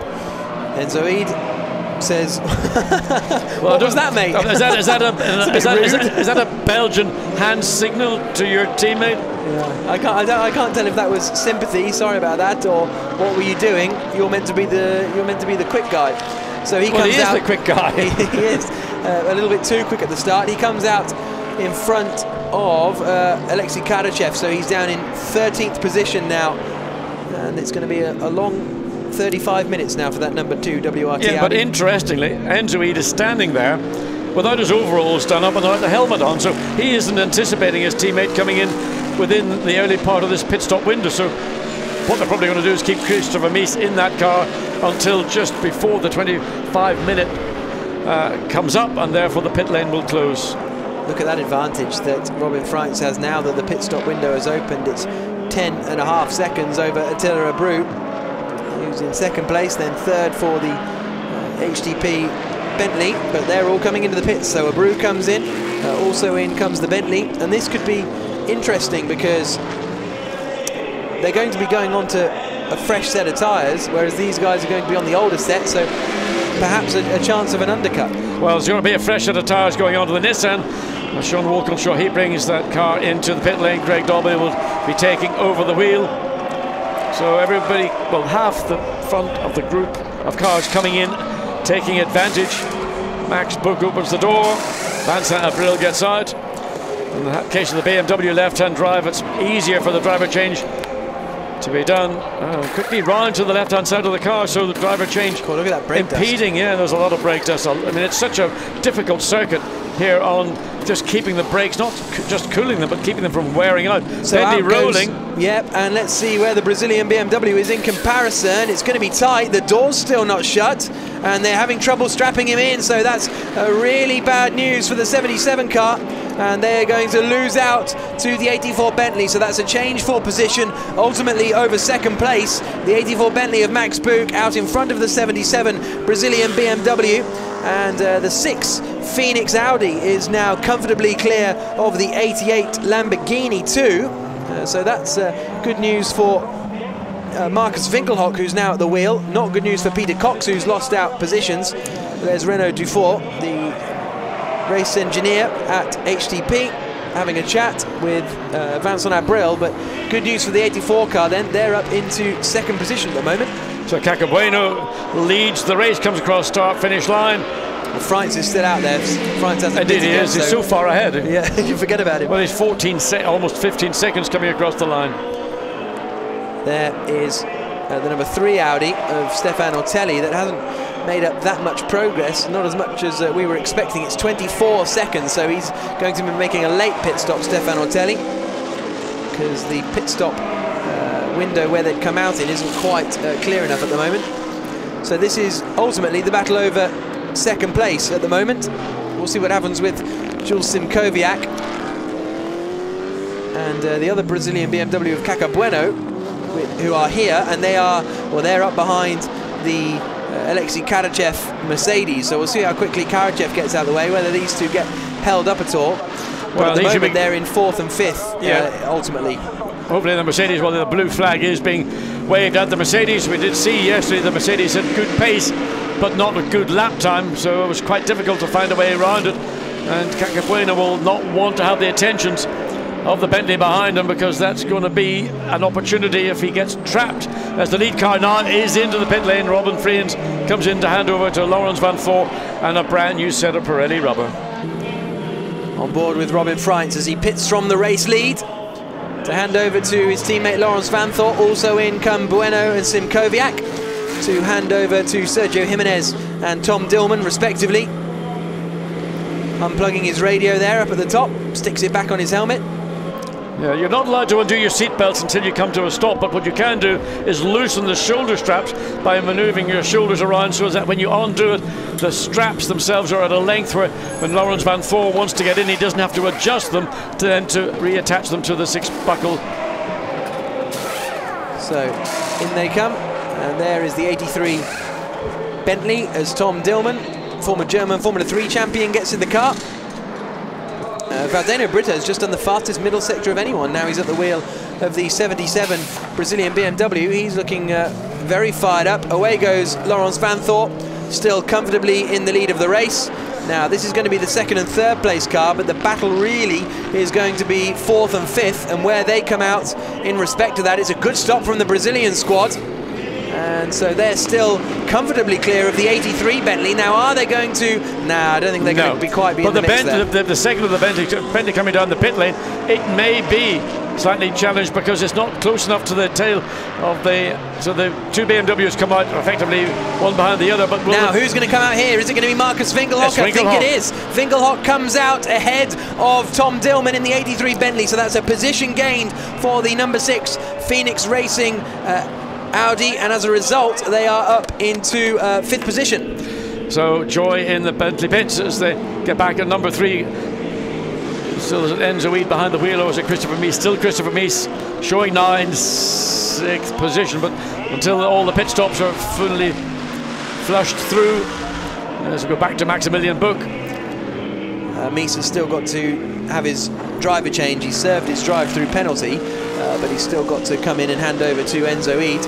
Max Buch has just done the fastest first sector of anyone, but he's going to be well behind the race leader. It would be quite a turnaround for Buch to close in some 15 seconds to Laurens Vanthoor in front of him.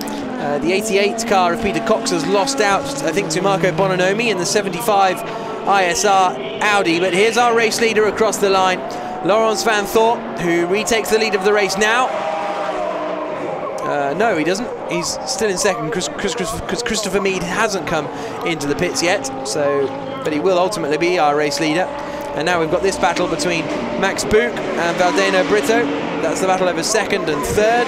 Fourth place is the Sergio Jimenez BMW. Fifth place is Marcus Winkelhock in that Phoenix Audi. Sixth position is Tom Dillman. Up into seventh place is the number 3 WRT Audi. And there you can see a thumbs up from Jules Simkowiak.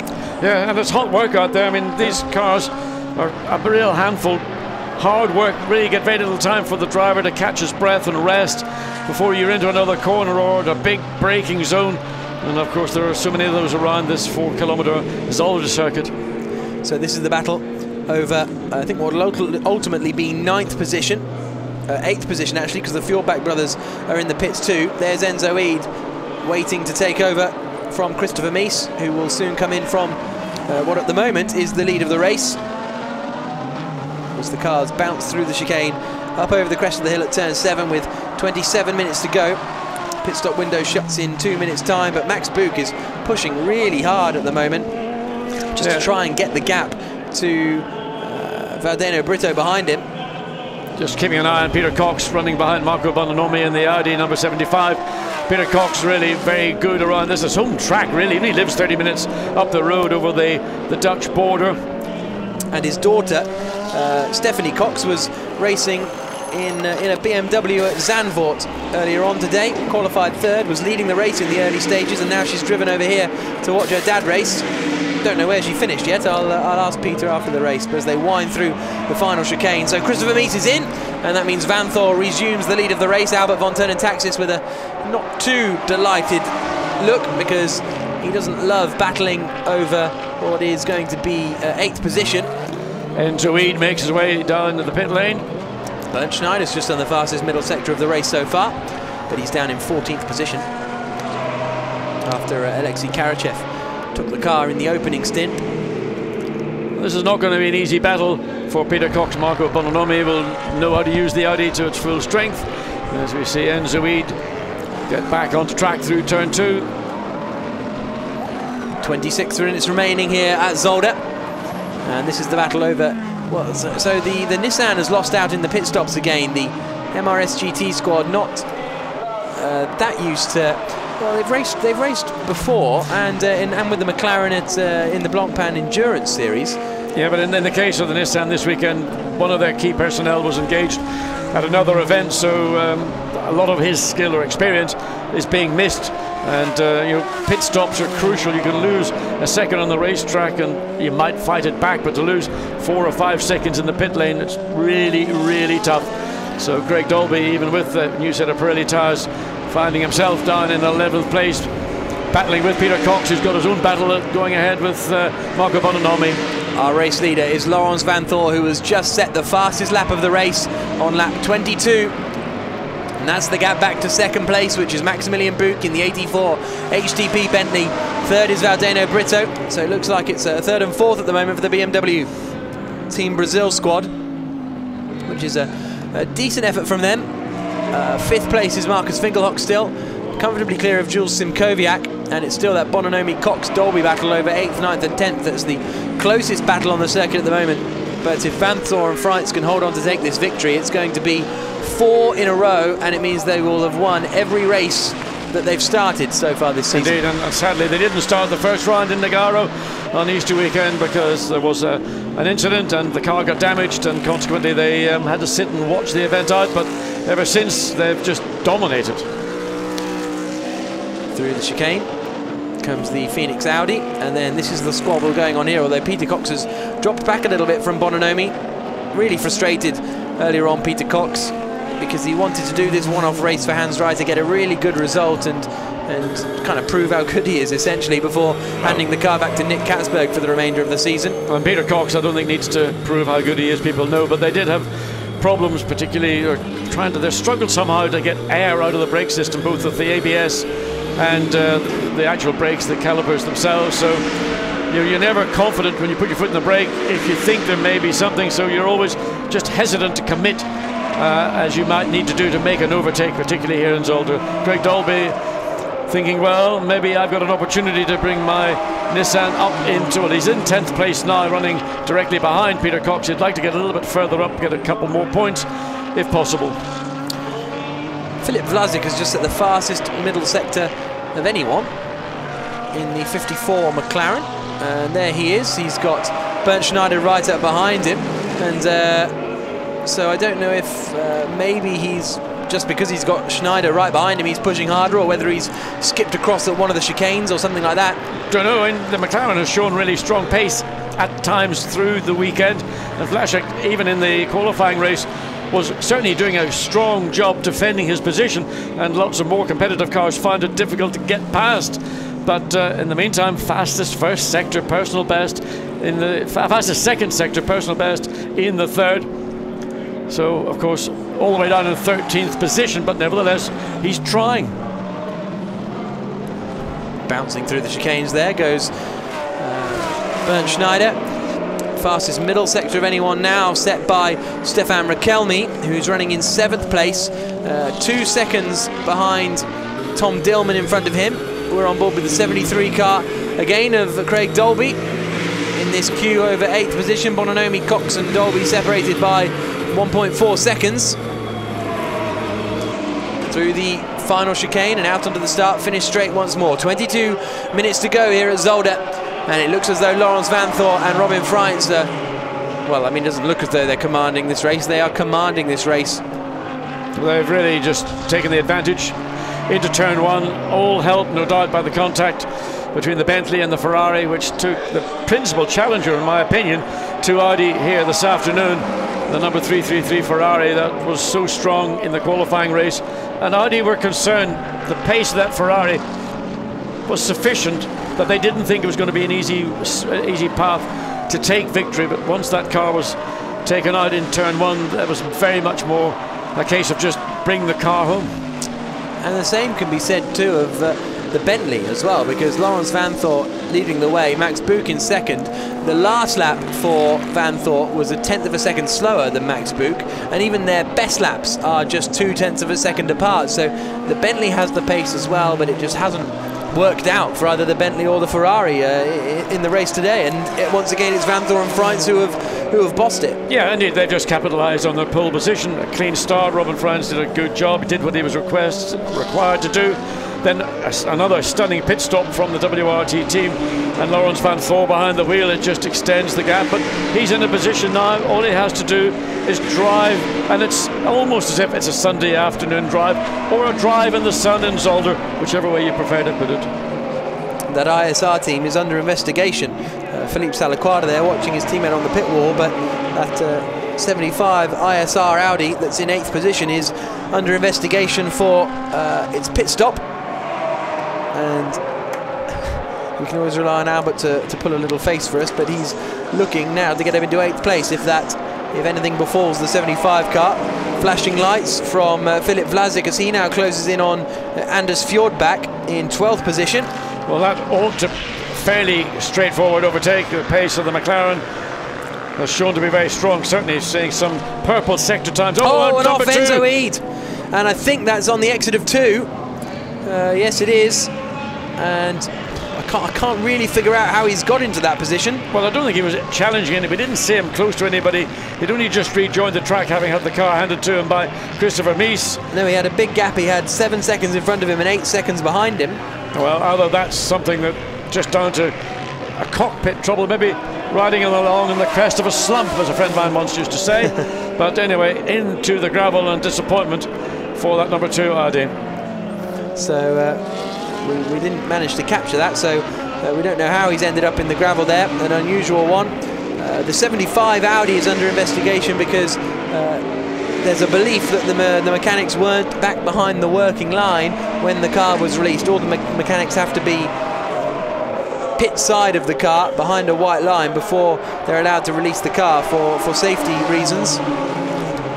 And that's why the 75 is under investigation, as they turn into turn 1 once again. Now up to the yellow flag zone. This battle between Fjordbach, Vlasic and Schneider continues.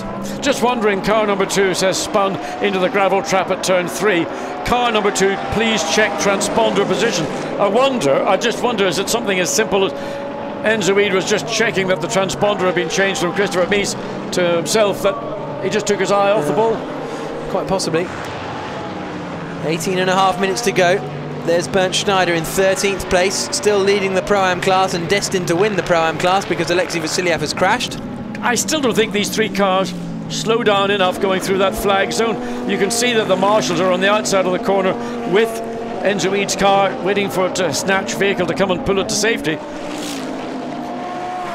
Stefan Rakelmi in the number 3 WRT Audi has been gradually cruising up to the back of Tom Dillman in front in 6th position, who in turn is less than a second from Marcus Winkelhock in 5th as the recovery continues. And there's Christopher Mies, who after all his hard work got a drive-through penalty for jumping the start and then has seen his car spun into the gravel trap. Down into the hairpin once again. Interesting to watch the wise old head of Bernd Schneider in the yellow Mercedes-Benz, watching that battle continuing ahead of him, thinking, where can I wait, or do I have to wait? I've got just 17 minutes or so of the race remaining to try and get my car from 13th. I'd like to take 10th place. That's occupied by the 3rd car of this group of 3 coming into turn 2, Craig Dolby. And now the number 2 Audi has been recovered, so the yellow flags are out but won't be there for very much longer. 17 minutes remaining as the 74 car of Anders Fjordbach comes through turn 1 again. Philip Vlasic pushing hard into turn 2. Can the McLaren 650S find a way through that Attempto racing machine that ran so strongly in the hands of Rob Bell and Kevin Estre last time at Brands? Would have run strongly here, but a first lap incident yesterday, and I presume a first lap incident today because they came straight into the pits after lap 2. Yeah, Bernd Schneider just showing the yellow nose of the Mercedes coming up the hill into turn 5, just to keep the McLaren honest. Its focus very much on the back of Marco Bononomi in the number 75 Audi down through turn 7 into turn 8, hard on the brakes. Careful not to use too much on the inside of the curb. Bononomi has been warned about track limits earlier in this race. The gap at the front is 13.4 seconds. And on that last lap, the first 2 drivers did exactly the same lap time, 1 minute 31.583. That's evenly matched, I'd say. Yeah, not much give and take there, was there? But the gap is 13.4 seconds. Then it's 3 seconds back to Valdeno Brito in 3rd. 4th place is Sergio Jimenez still. And this battle really is still the closest one on the circuit, as they come down over the line once again. Into the left-hander, Philip Vlasic. That was Nicholas Omindo who we just saw in the pits, and there's Enzo Weed recovering now. And there's damage to the right front now. Was that contact with another car? We didn't see the cause of Enzo Weed going off, but there's damage on the right front, which would indicate to me somehow or other that was contact with another car that then caused him to spin into the gravel. And hopefully, well, if he gets back to the pit lane, we might find out, or whether he wants to continue. But he's dropped all the way down to 14th, in effect now last in this race, 15 minutes of it remaining. Into the chicane, and Schneider's really pushing hard, throwing that GT Russian Mercedes over the curbs, then dropping down through the left-hand sweeper of 7 into 8. No, oh goodness me, using a lot of the curb there, the 74 car of Fjordbach. Yeah, you've got to really be mindful of the fact that if you do take too much, particularly that's the one part of the track, Schneider looks to come down the inside. Can he get it alongside enough? He's almost at the point. Is there going to be... He just manages to avoid the contact. I thought he was just going to release the brakes and let the Mercedes roll down to be squarely alongside the McLaren into turn 12, but he shot the better of it. It's Alexei Karachev watching on in the pits, as they come into the chicane. In the 54 car is Filip Vlasic. Across the line, and Anders Fjordback darted back towards the outside line very, very quickly on the run to turn 1. That's an ambitious move from Vlasic. Not quite close enough, and Bernd Schneider is going to try and say thank you very much and get through. Not quite able to. Tries the inside line into 2. Not close enough. But I thought there was going to be a bit of a touch there for a moment, because Vlasic was reasonably committed to that one. He certainly was, and Bernd Schneider was thinking, what are these two guys doing? They have no idea I'm behind them, and I'm not prepared to commit myself because they're unpredictable end to eat into the pit. And the team have said that he has spun on his own.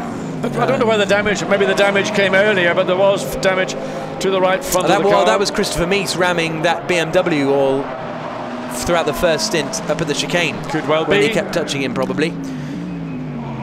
13 minutes to go, and this is the battle over 11th position. Anders Fjordback in the ISR Audi ahead of Filip Vlasic in the Attempto Racing McLaren, and then Bernd Schneider behind in the 70 GT Russian Mercedes SLS. You can see Fjordback has been slower than Vlasic on these last few laps. Meanwhile, Peter Cox is still trying to take 8th place away from Marco Bononomi.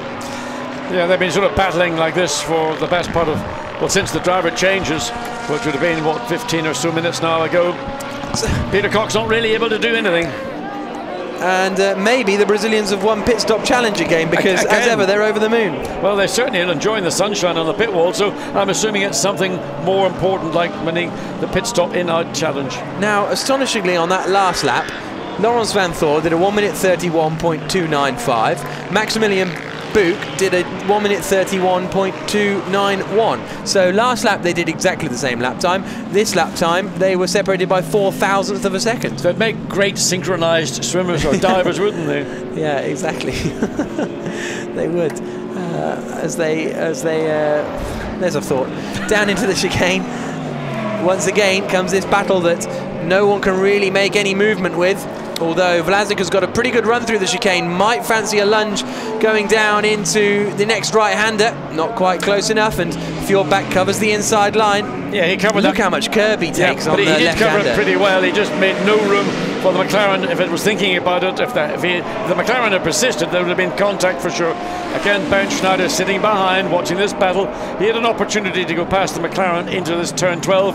Thought the better of it a lap ago, and not in any position to think about doing anything up the slight incline that runs up to turns 15 and 16. Marco Asmer looking on the pit wall, wondering what's going on with the sister car. As far as Schneider is concerned, to a certain extent, he's leading the Pro-Am class and is reasonably happy to stay there, but he wants to make up as many positions as possible naturally as they all thunder across the line. That Mercedes just sounds wonderful. Going into the first corner. And he's got a good run through there, Schneider. Not going to be close enough to challenge Vlasic into 2, though. And Anders Fjordback is holding on to that 11th spot at the moment, second in the Silver Cup. It's Tom Dillman who's leading the Silver Cup, along with Jules Zimkowiak in 6th position. And this, meanwhile, is Peter Cox trying to pass Marco Bononomi for 8th place still. So let's battle them again. Peter Cox harrowing Bononomi all the way through. Not able to do anything. The gap has sort of been pretty much constant. Peter Cox not able to use the local knowledge, and well, look at that. Bernd Schneider really chucking the Mercedes into turn 5 and 6 as they come up over the hill, drop down into the compression into turn 8. Again, Fjordback uses very cleverly, puts the Audi in the bit of racetrack that the McLaren would like to take, but not doing anything that's considered unsporting. No, absolutely not. Less than 10 minutes to go now, and this is the battle over 6th position, and it is Tom Dillman in 6th place in the HTP Bentley, and he's been reeled in by Stefan Rakelmi. And again, they're both now lapping virtually identical times. That's the situation you end up. You catch the car, but it's so difficult. If you can't make that momentum carry you through at the point you get close enough, then you're just going to be stalled out at the speed of the car you're chasing. This is really what's been going on in this battle all the way down for 11th, 12th and 13th. Anders Fjordback set his personal best final sector that last time around. That's why he's got a little bit more breathing space. Another pit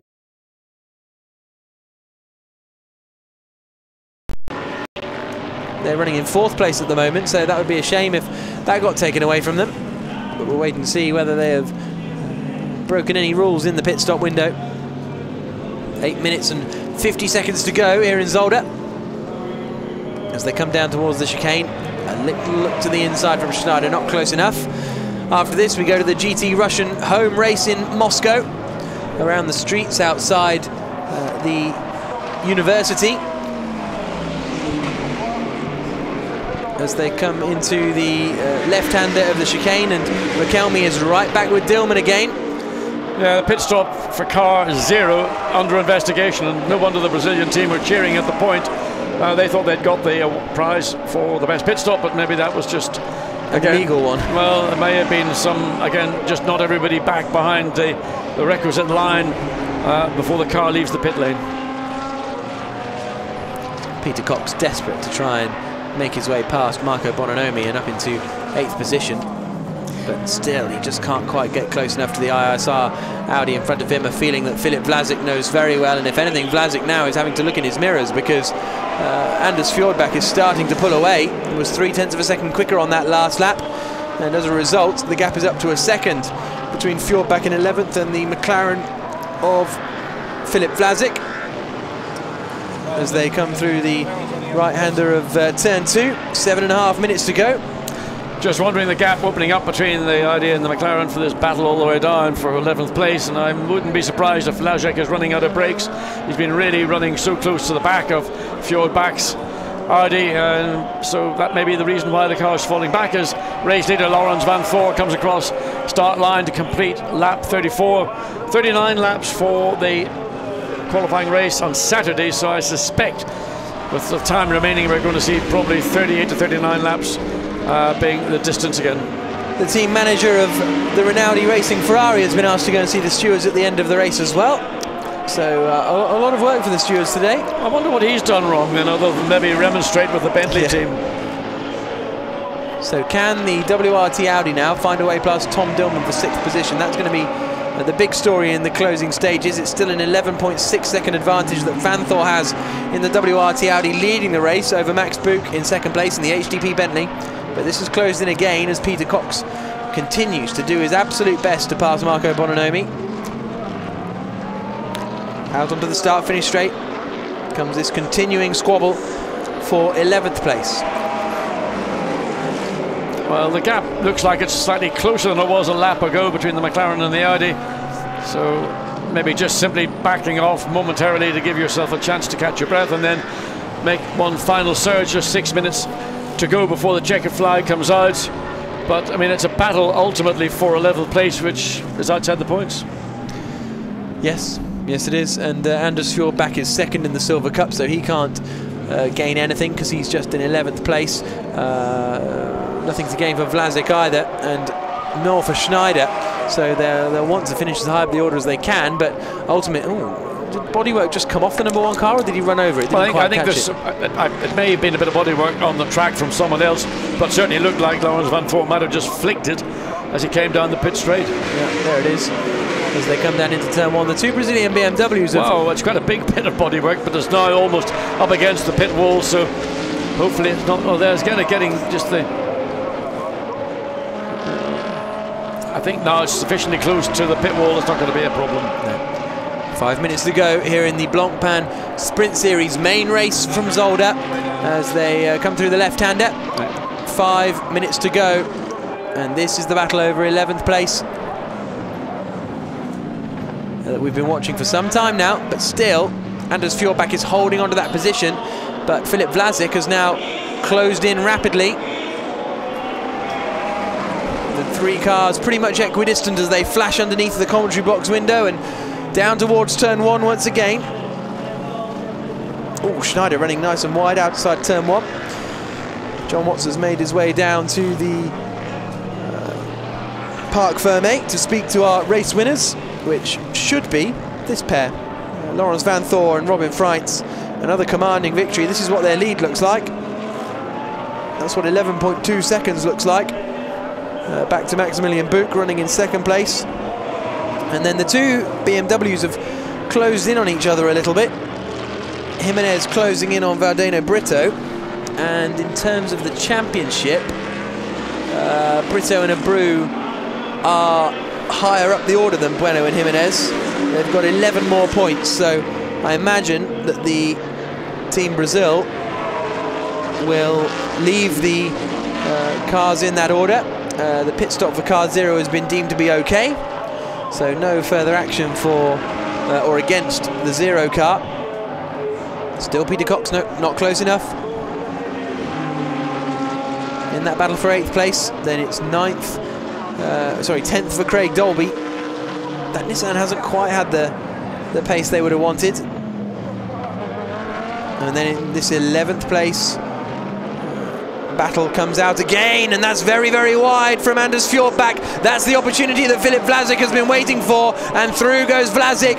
He takes the place away, and now Bernd Schneider will want to follow through as quickly as possible. Vlasic goes in deep into turn 1. That allows Fjordbach back to the outside line. Bernd Schneider's watching this and is trying to take advantage, nose up the inside, not quite close enough. Vlasic holds onto the place for the time being. Less than 3 minutes to go, and Philip Vlasic has finally managed to take 11th place away from Anders Fjordbach. Now, how quickly can Bernd Schneider follow through? Coming down the back stretch, down towards the chicane. Not close enough this time around, but he could get a good run out of the corner here. I know he's dropped back quite a lot, actually, so that didn't work out for him, but look how quickly Vlasic has disappeared on up the road. To the right-hander. Turn 8, 9, 10. Then out through 11. Goodness me, he's just disappeared, hasn't he? Philip Vlasic now up into 11th place.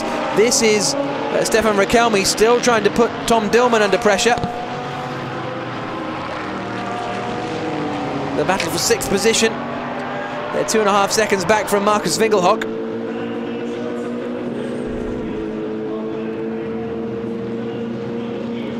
Less than 2 minutes to go. The BMWs have closed in on one another. They're going to be celebrating another podium. We're on board with Sergio Jimenez. Over the crest of the hill. Down through 7 again. Towards the Villeneuve chicane. 1.5 minutes to go, so we're on the penultimate lap of the race. We're going to have the same amount of laps as yesterday by the looks of things. We're on lap 38 of what will be 39. And Jimenez has shown good pace to close in on Valdena Brito in front of him, but it's a fairly comfortable position that the BMWs are in now.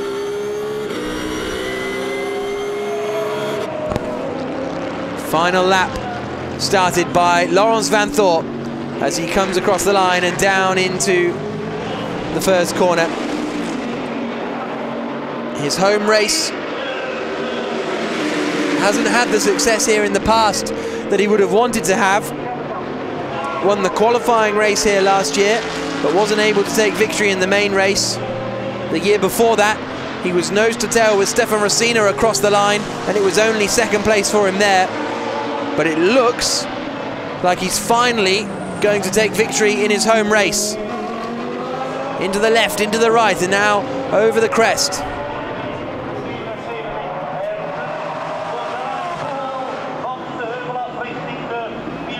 On the brakes, into the Villeneuve chicane. What a commanding performance this has been from Freitz and Vanthoor. They crashed out in qualifying in the opening race in Nogaro. So as a result, they couldn't take part in the whole weekend. But since they have returned in Brands Hatch, they've had pole and 2 wins. And it looks like they're going to have pole and 2 wins here. The 24-year-old Belgian comes down towards the final corner for the final time. A really strong performance from Robin Freitz and Laurens Vanthoor. Pole, 2 wins in Brands Hatch. Pole, 2 wins in Zolder. It's victory for Vanthoor and Freitz. They extend their lead at the top of the championship. Max Buch comes across the line to finish 2nd for him and Vincent Abril. It's 3rd and 4th across the line for the 2 Brazilian BMWs. Good performance from them.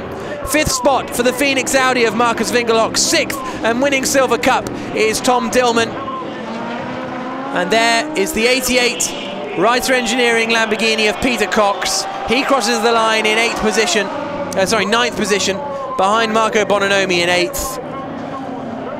And completing the top 10 is Craig Dolby in the Nissan.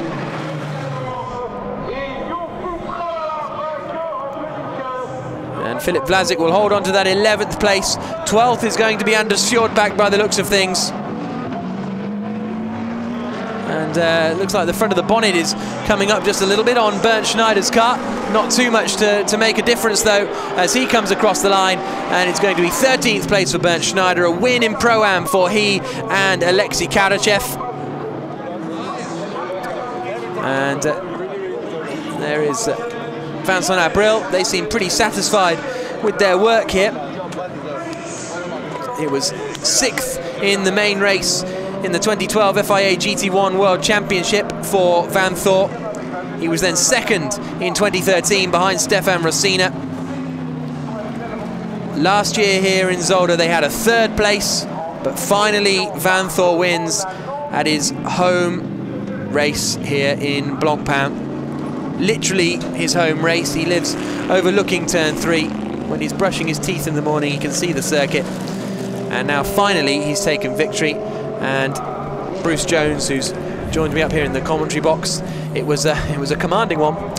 Exemplary from start to finish. Their biggest worry was the Ferrari, and that worry was removed at the first corner. And we've all seen the replays. It was quite a thump up the rear, and I guess it's a learning step for Vincent Abril there. I'm sure Marco Seefried will have calmed down a bit now, but he will be wanting words. But whether anybody could have got close enough to the #1 Audi, I mean, it's been looking in absolutely fine form, but I think the only people who could have really taken the challenge were Marco Seefried and Norbert Siedler, and unfortunately we'll never know if they could have done it. Hopefully they'll have the pace in Russia next time out, which will be a great race, fingers crossed, around the streets of Moscow, as the cars filter their way now back into the pit lane and down towards Parc Fermé. Van Thor quite a way back in the queue, as he's been celebrating all the way around, and all the marshals giving the local man a round of applause, and he's yet to make it back into the pit lane. Here he is, coming into the pit lane now. And as I say, that extends their lead at the top of the championship. I think from Valdeno Britta and Attila Abreu, who will have leapfrogged Riquelme and Ortelli up into 2nd place in the standings. There is the 77 car, a 3rd place finish for those two. And smiles. But Valdeno Britta's got plenty to say as he climbs out of the car there. But there is our race winner, Robin Freins and Laurens Van Thor. 4 wins in their 4 races so far this season. That sort of dominance we haven't really seen in the Blancpain Sprint Series. And Van Thor climbs out of the car, having taken victory in Zolder. And he's at that point where there's no more delight about taking a win. It's just a, yep, I'm pretty good, I won. Yep, we won, of course. It's the team event, but he's just been so on top of everything since they turned up at Brands Hatch. Obviously that mishap at Nogaro, they didn't get out to play, but since then they have been the gold standard. And now they expect it every time. It's up to the others to rise to the challenge and see what they can do. Wasn't the greatest meeting for Team WRT, but they came out with the biggest prize of all. So for that, at least they can be happy. Yes, absolutely. A win, and then a 7th. And then 2 retirements. We can now hear from Laurens Van Thor and Robin Freins. There with John. Robin Freins, congratulations. That's a wheel perfect drive from both of you this afternoon. Yeah, it was a superb weekend. Team did a wonderful job. And, well, what can I ask more? Well, a pair of you just controlling this championship, aside from Nogaro, we'll not go there, but you've just been dominant. Yeah, I mean, we know each other for years. Everybody knows that. And it's a brilliant team. We have a good car, so there's nothing that go wrong. Well, he did a great job, handed you the car, you had a new set of rubber, and really it was a bit of a drive in the sun this afternoon, wasn't it? It was more than that, but it's true, he gave me the car in the perfect position where I only could wish for. I was joking in front of the race, like, give me the car with 10 seconds advance, and I'm happy. That's what he did. So no, it was a really good weekend, especially because we're home. It's important for us, for Audi Belgium, for WRT. that makes it special. Robin, when you saw the 333 Ferrari go out of the first corner, did that make your life potentially any easier? At the beginning I didn't know, because at the start the Bentley just came on the left of me and he was a bit quick on the straight, so I closed him, but I didn't see the Ferrari. I heard something, but after the second corner my engineer told me the Ferrari is off, and yeah, I had a little gap from BMW, so it was a good start. Well, congratulations once again, and go and enjoy it. Thank you. I believe that's the WRT Audi's first victory here in this series as well, as far as the main race is concerned. So now let's hear from our second place men, Maximilian Buch and Vincent Abril. There with John. Vincent Abril, Max Buch, second place for Bentley, but I have to ask you, Vincent, turn one, contact with Ferrari, was it avoidable? In the situation that it was at the first corner, no, it wasn't. I think it's a bit 50-50. You know, I had a good start. I had a good run on Fringe, and I was going for the inside, and he blocked me very late.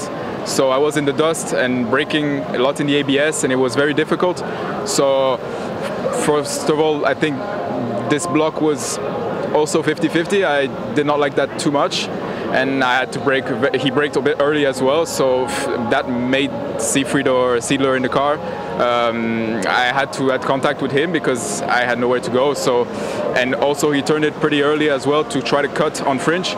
So this is a racing incident. I mean, you know, of course I'm sorry for them. It's not the way I race, and it's not like how I like to be raced. But these things happen. You know, we had Maxi had a contact in Nogaro in the first race.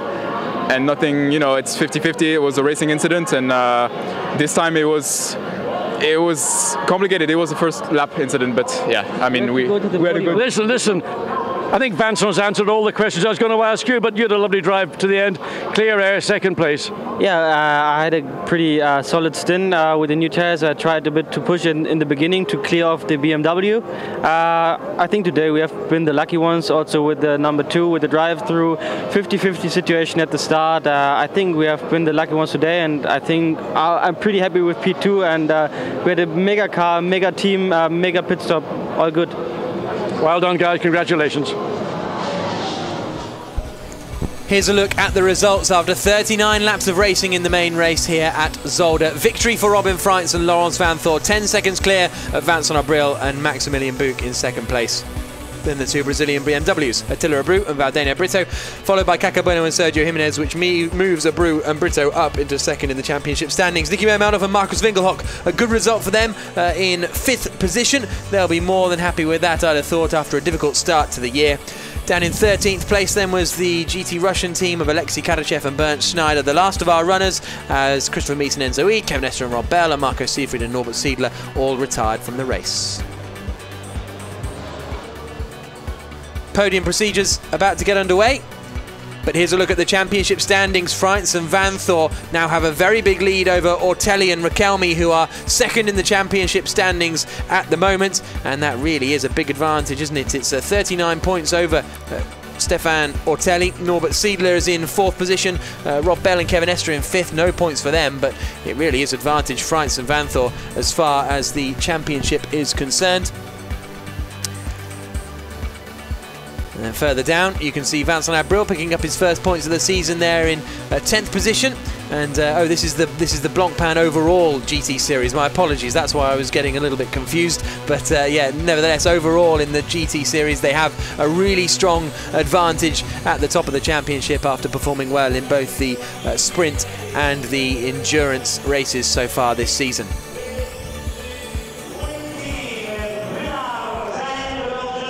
So now we wait for the podium presentation to get underway, and it's Robin Freitz and Laurens Vanthoor for the 4th time in a row who are on the top step in the Blancpain Sprint Series. Vincent Abril and Maximilian Buch finishing second, the first time they've managed to get a strong performance out of their Bentley, and I really think if they'd have got second place at the start of the race instead of punting off the Ferrari, they could have been there or thereabouts for the whole of the race. And 3rd place for Valdena Brito and Attila Abreu. A really strong performance from the Brazilians once again, who are having a great season. But here in Belgium, it's going to be the Belgian national anthem.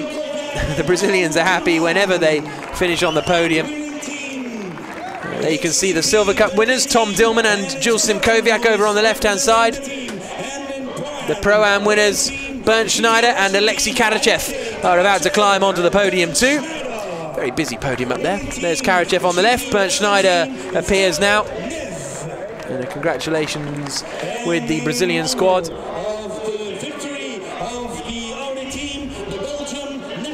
And now the Belgian national anthem in Zolder.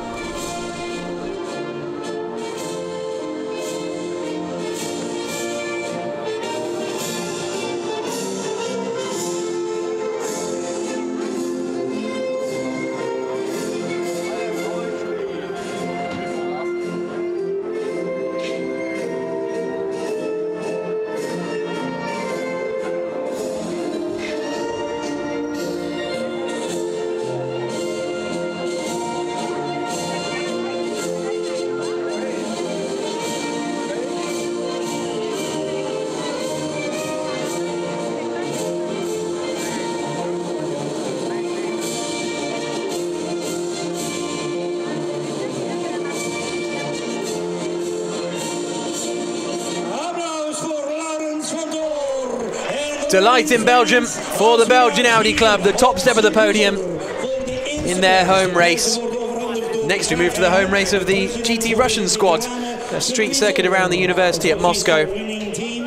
But there is Jacques Heijnen, the president of the board at the circuit Zolder, handing out the trophies to our race winners, Laurens van Thor and Robin Freins. Top step of the podium, and they extend their championship lead. Vincent Abril and Maximilian Buch handed their trophies by Hugo Leroy, president of the General Assembly here at the circuit Zolder, which has been a regular on the Blancpain calendar for a number of years now. And Jean-Paul Puskins handing over the trophies to the third place pairing of Valdino Brito and Attila Abreu. And that means it's 3 podiums in their 4 races so far this season. Consistency for them. And for that 77 car as well, it's they've only had 1 race so far this year where that number 77 car hasn't been on the podium. And that was the qualifying race yesterday. But Lambrechts, the administrator of the circuit Zolder, handing out the trophies to our Silver Cup winners, Jules Simkowiak and Tom Dillman. The Fjordbach brothers finishing second in that class, some 6 places further back. And now here comes Stefan Rattel with the cash, handing over the 30,000 euros to Laurens van Thor and Robin Freins and the WRT club. 20,000 for Buch and Abril, and 10,000 for Valdino Brito and Attila Abreu. Silver Cup prize money as well, 20,000 for Simkowiak and Dillman. And Pro-Ams taking their money to Bernd Schneider and Alexei Karachev, who finished down in 13th place, but Schneider had the pace to try and get past Anders Fjordbach, only 0.4 of a second apart at the line. But a very busy podium at the end of the Blancpain Sprint Series event here in Zolder. A great weekend of racing, and we now look forward to the rest of the season, to Moscow, to the Algarve, to Misano and to Zandvoort, as the champagne is sprayed. It's victory for Belgian Audi Club in Belgium. And it's the top step for Robin Freins and local man Laurens van Thor. A really strong performance as they extend their championship advantage as we leave Belgium. Let's have a look back at the highlights of our main race here in Zolder. It was Freins and Van Thor who started on pole position, but coming down into turn 1, there was contact, the Bentley going into the Ferrari. It does look pretty 50-50 to me. It sort of does, but my eyes were drawn to the number 2 Audi making its move up by the far wall, and of course ramifications for that later in the race. A replay of the replay, if you will, and the green Ferrari hopes sinking with every second. And that was where the 77 BMW of Valdino Brito and Attila Abreu got their advantage. They started 5th. Look at the yellow BMW here on the left-hand side. Started 5th, then before they knew it, they were in 2nd place. A great start to the race for them as it got very busy coming down into turn 4. Niki Meyer-Meldorf made a good start as well, and they would go on to finish in 5th position.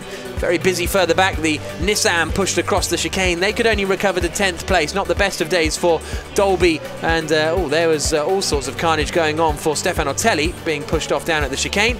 But he then got on a bit of a charge and made his way past the 55 car of Kevin Estre, who had to retire in the early stages. And it was an unhappy Marco Seefried. You don't think of German drivers gesticulating a lot, but certainly there was plenty of gesticulation from Paul Marco. He went to see the Bentley team on the pit wall, but then calmed down. But his race absolutely over. Very busy in the pit stops, and BMW were super quick. Yeah, they did a very good job there, but the Bentley team were able to get Buch and Abril out in second position.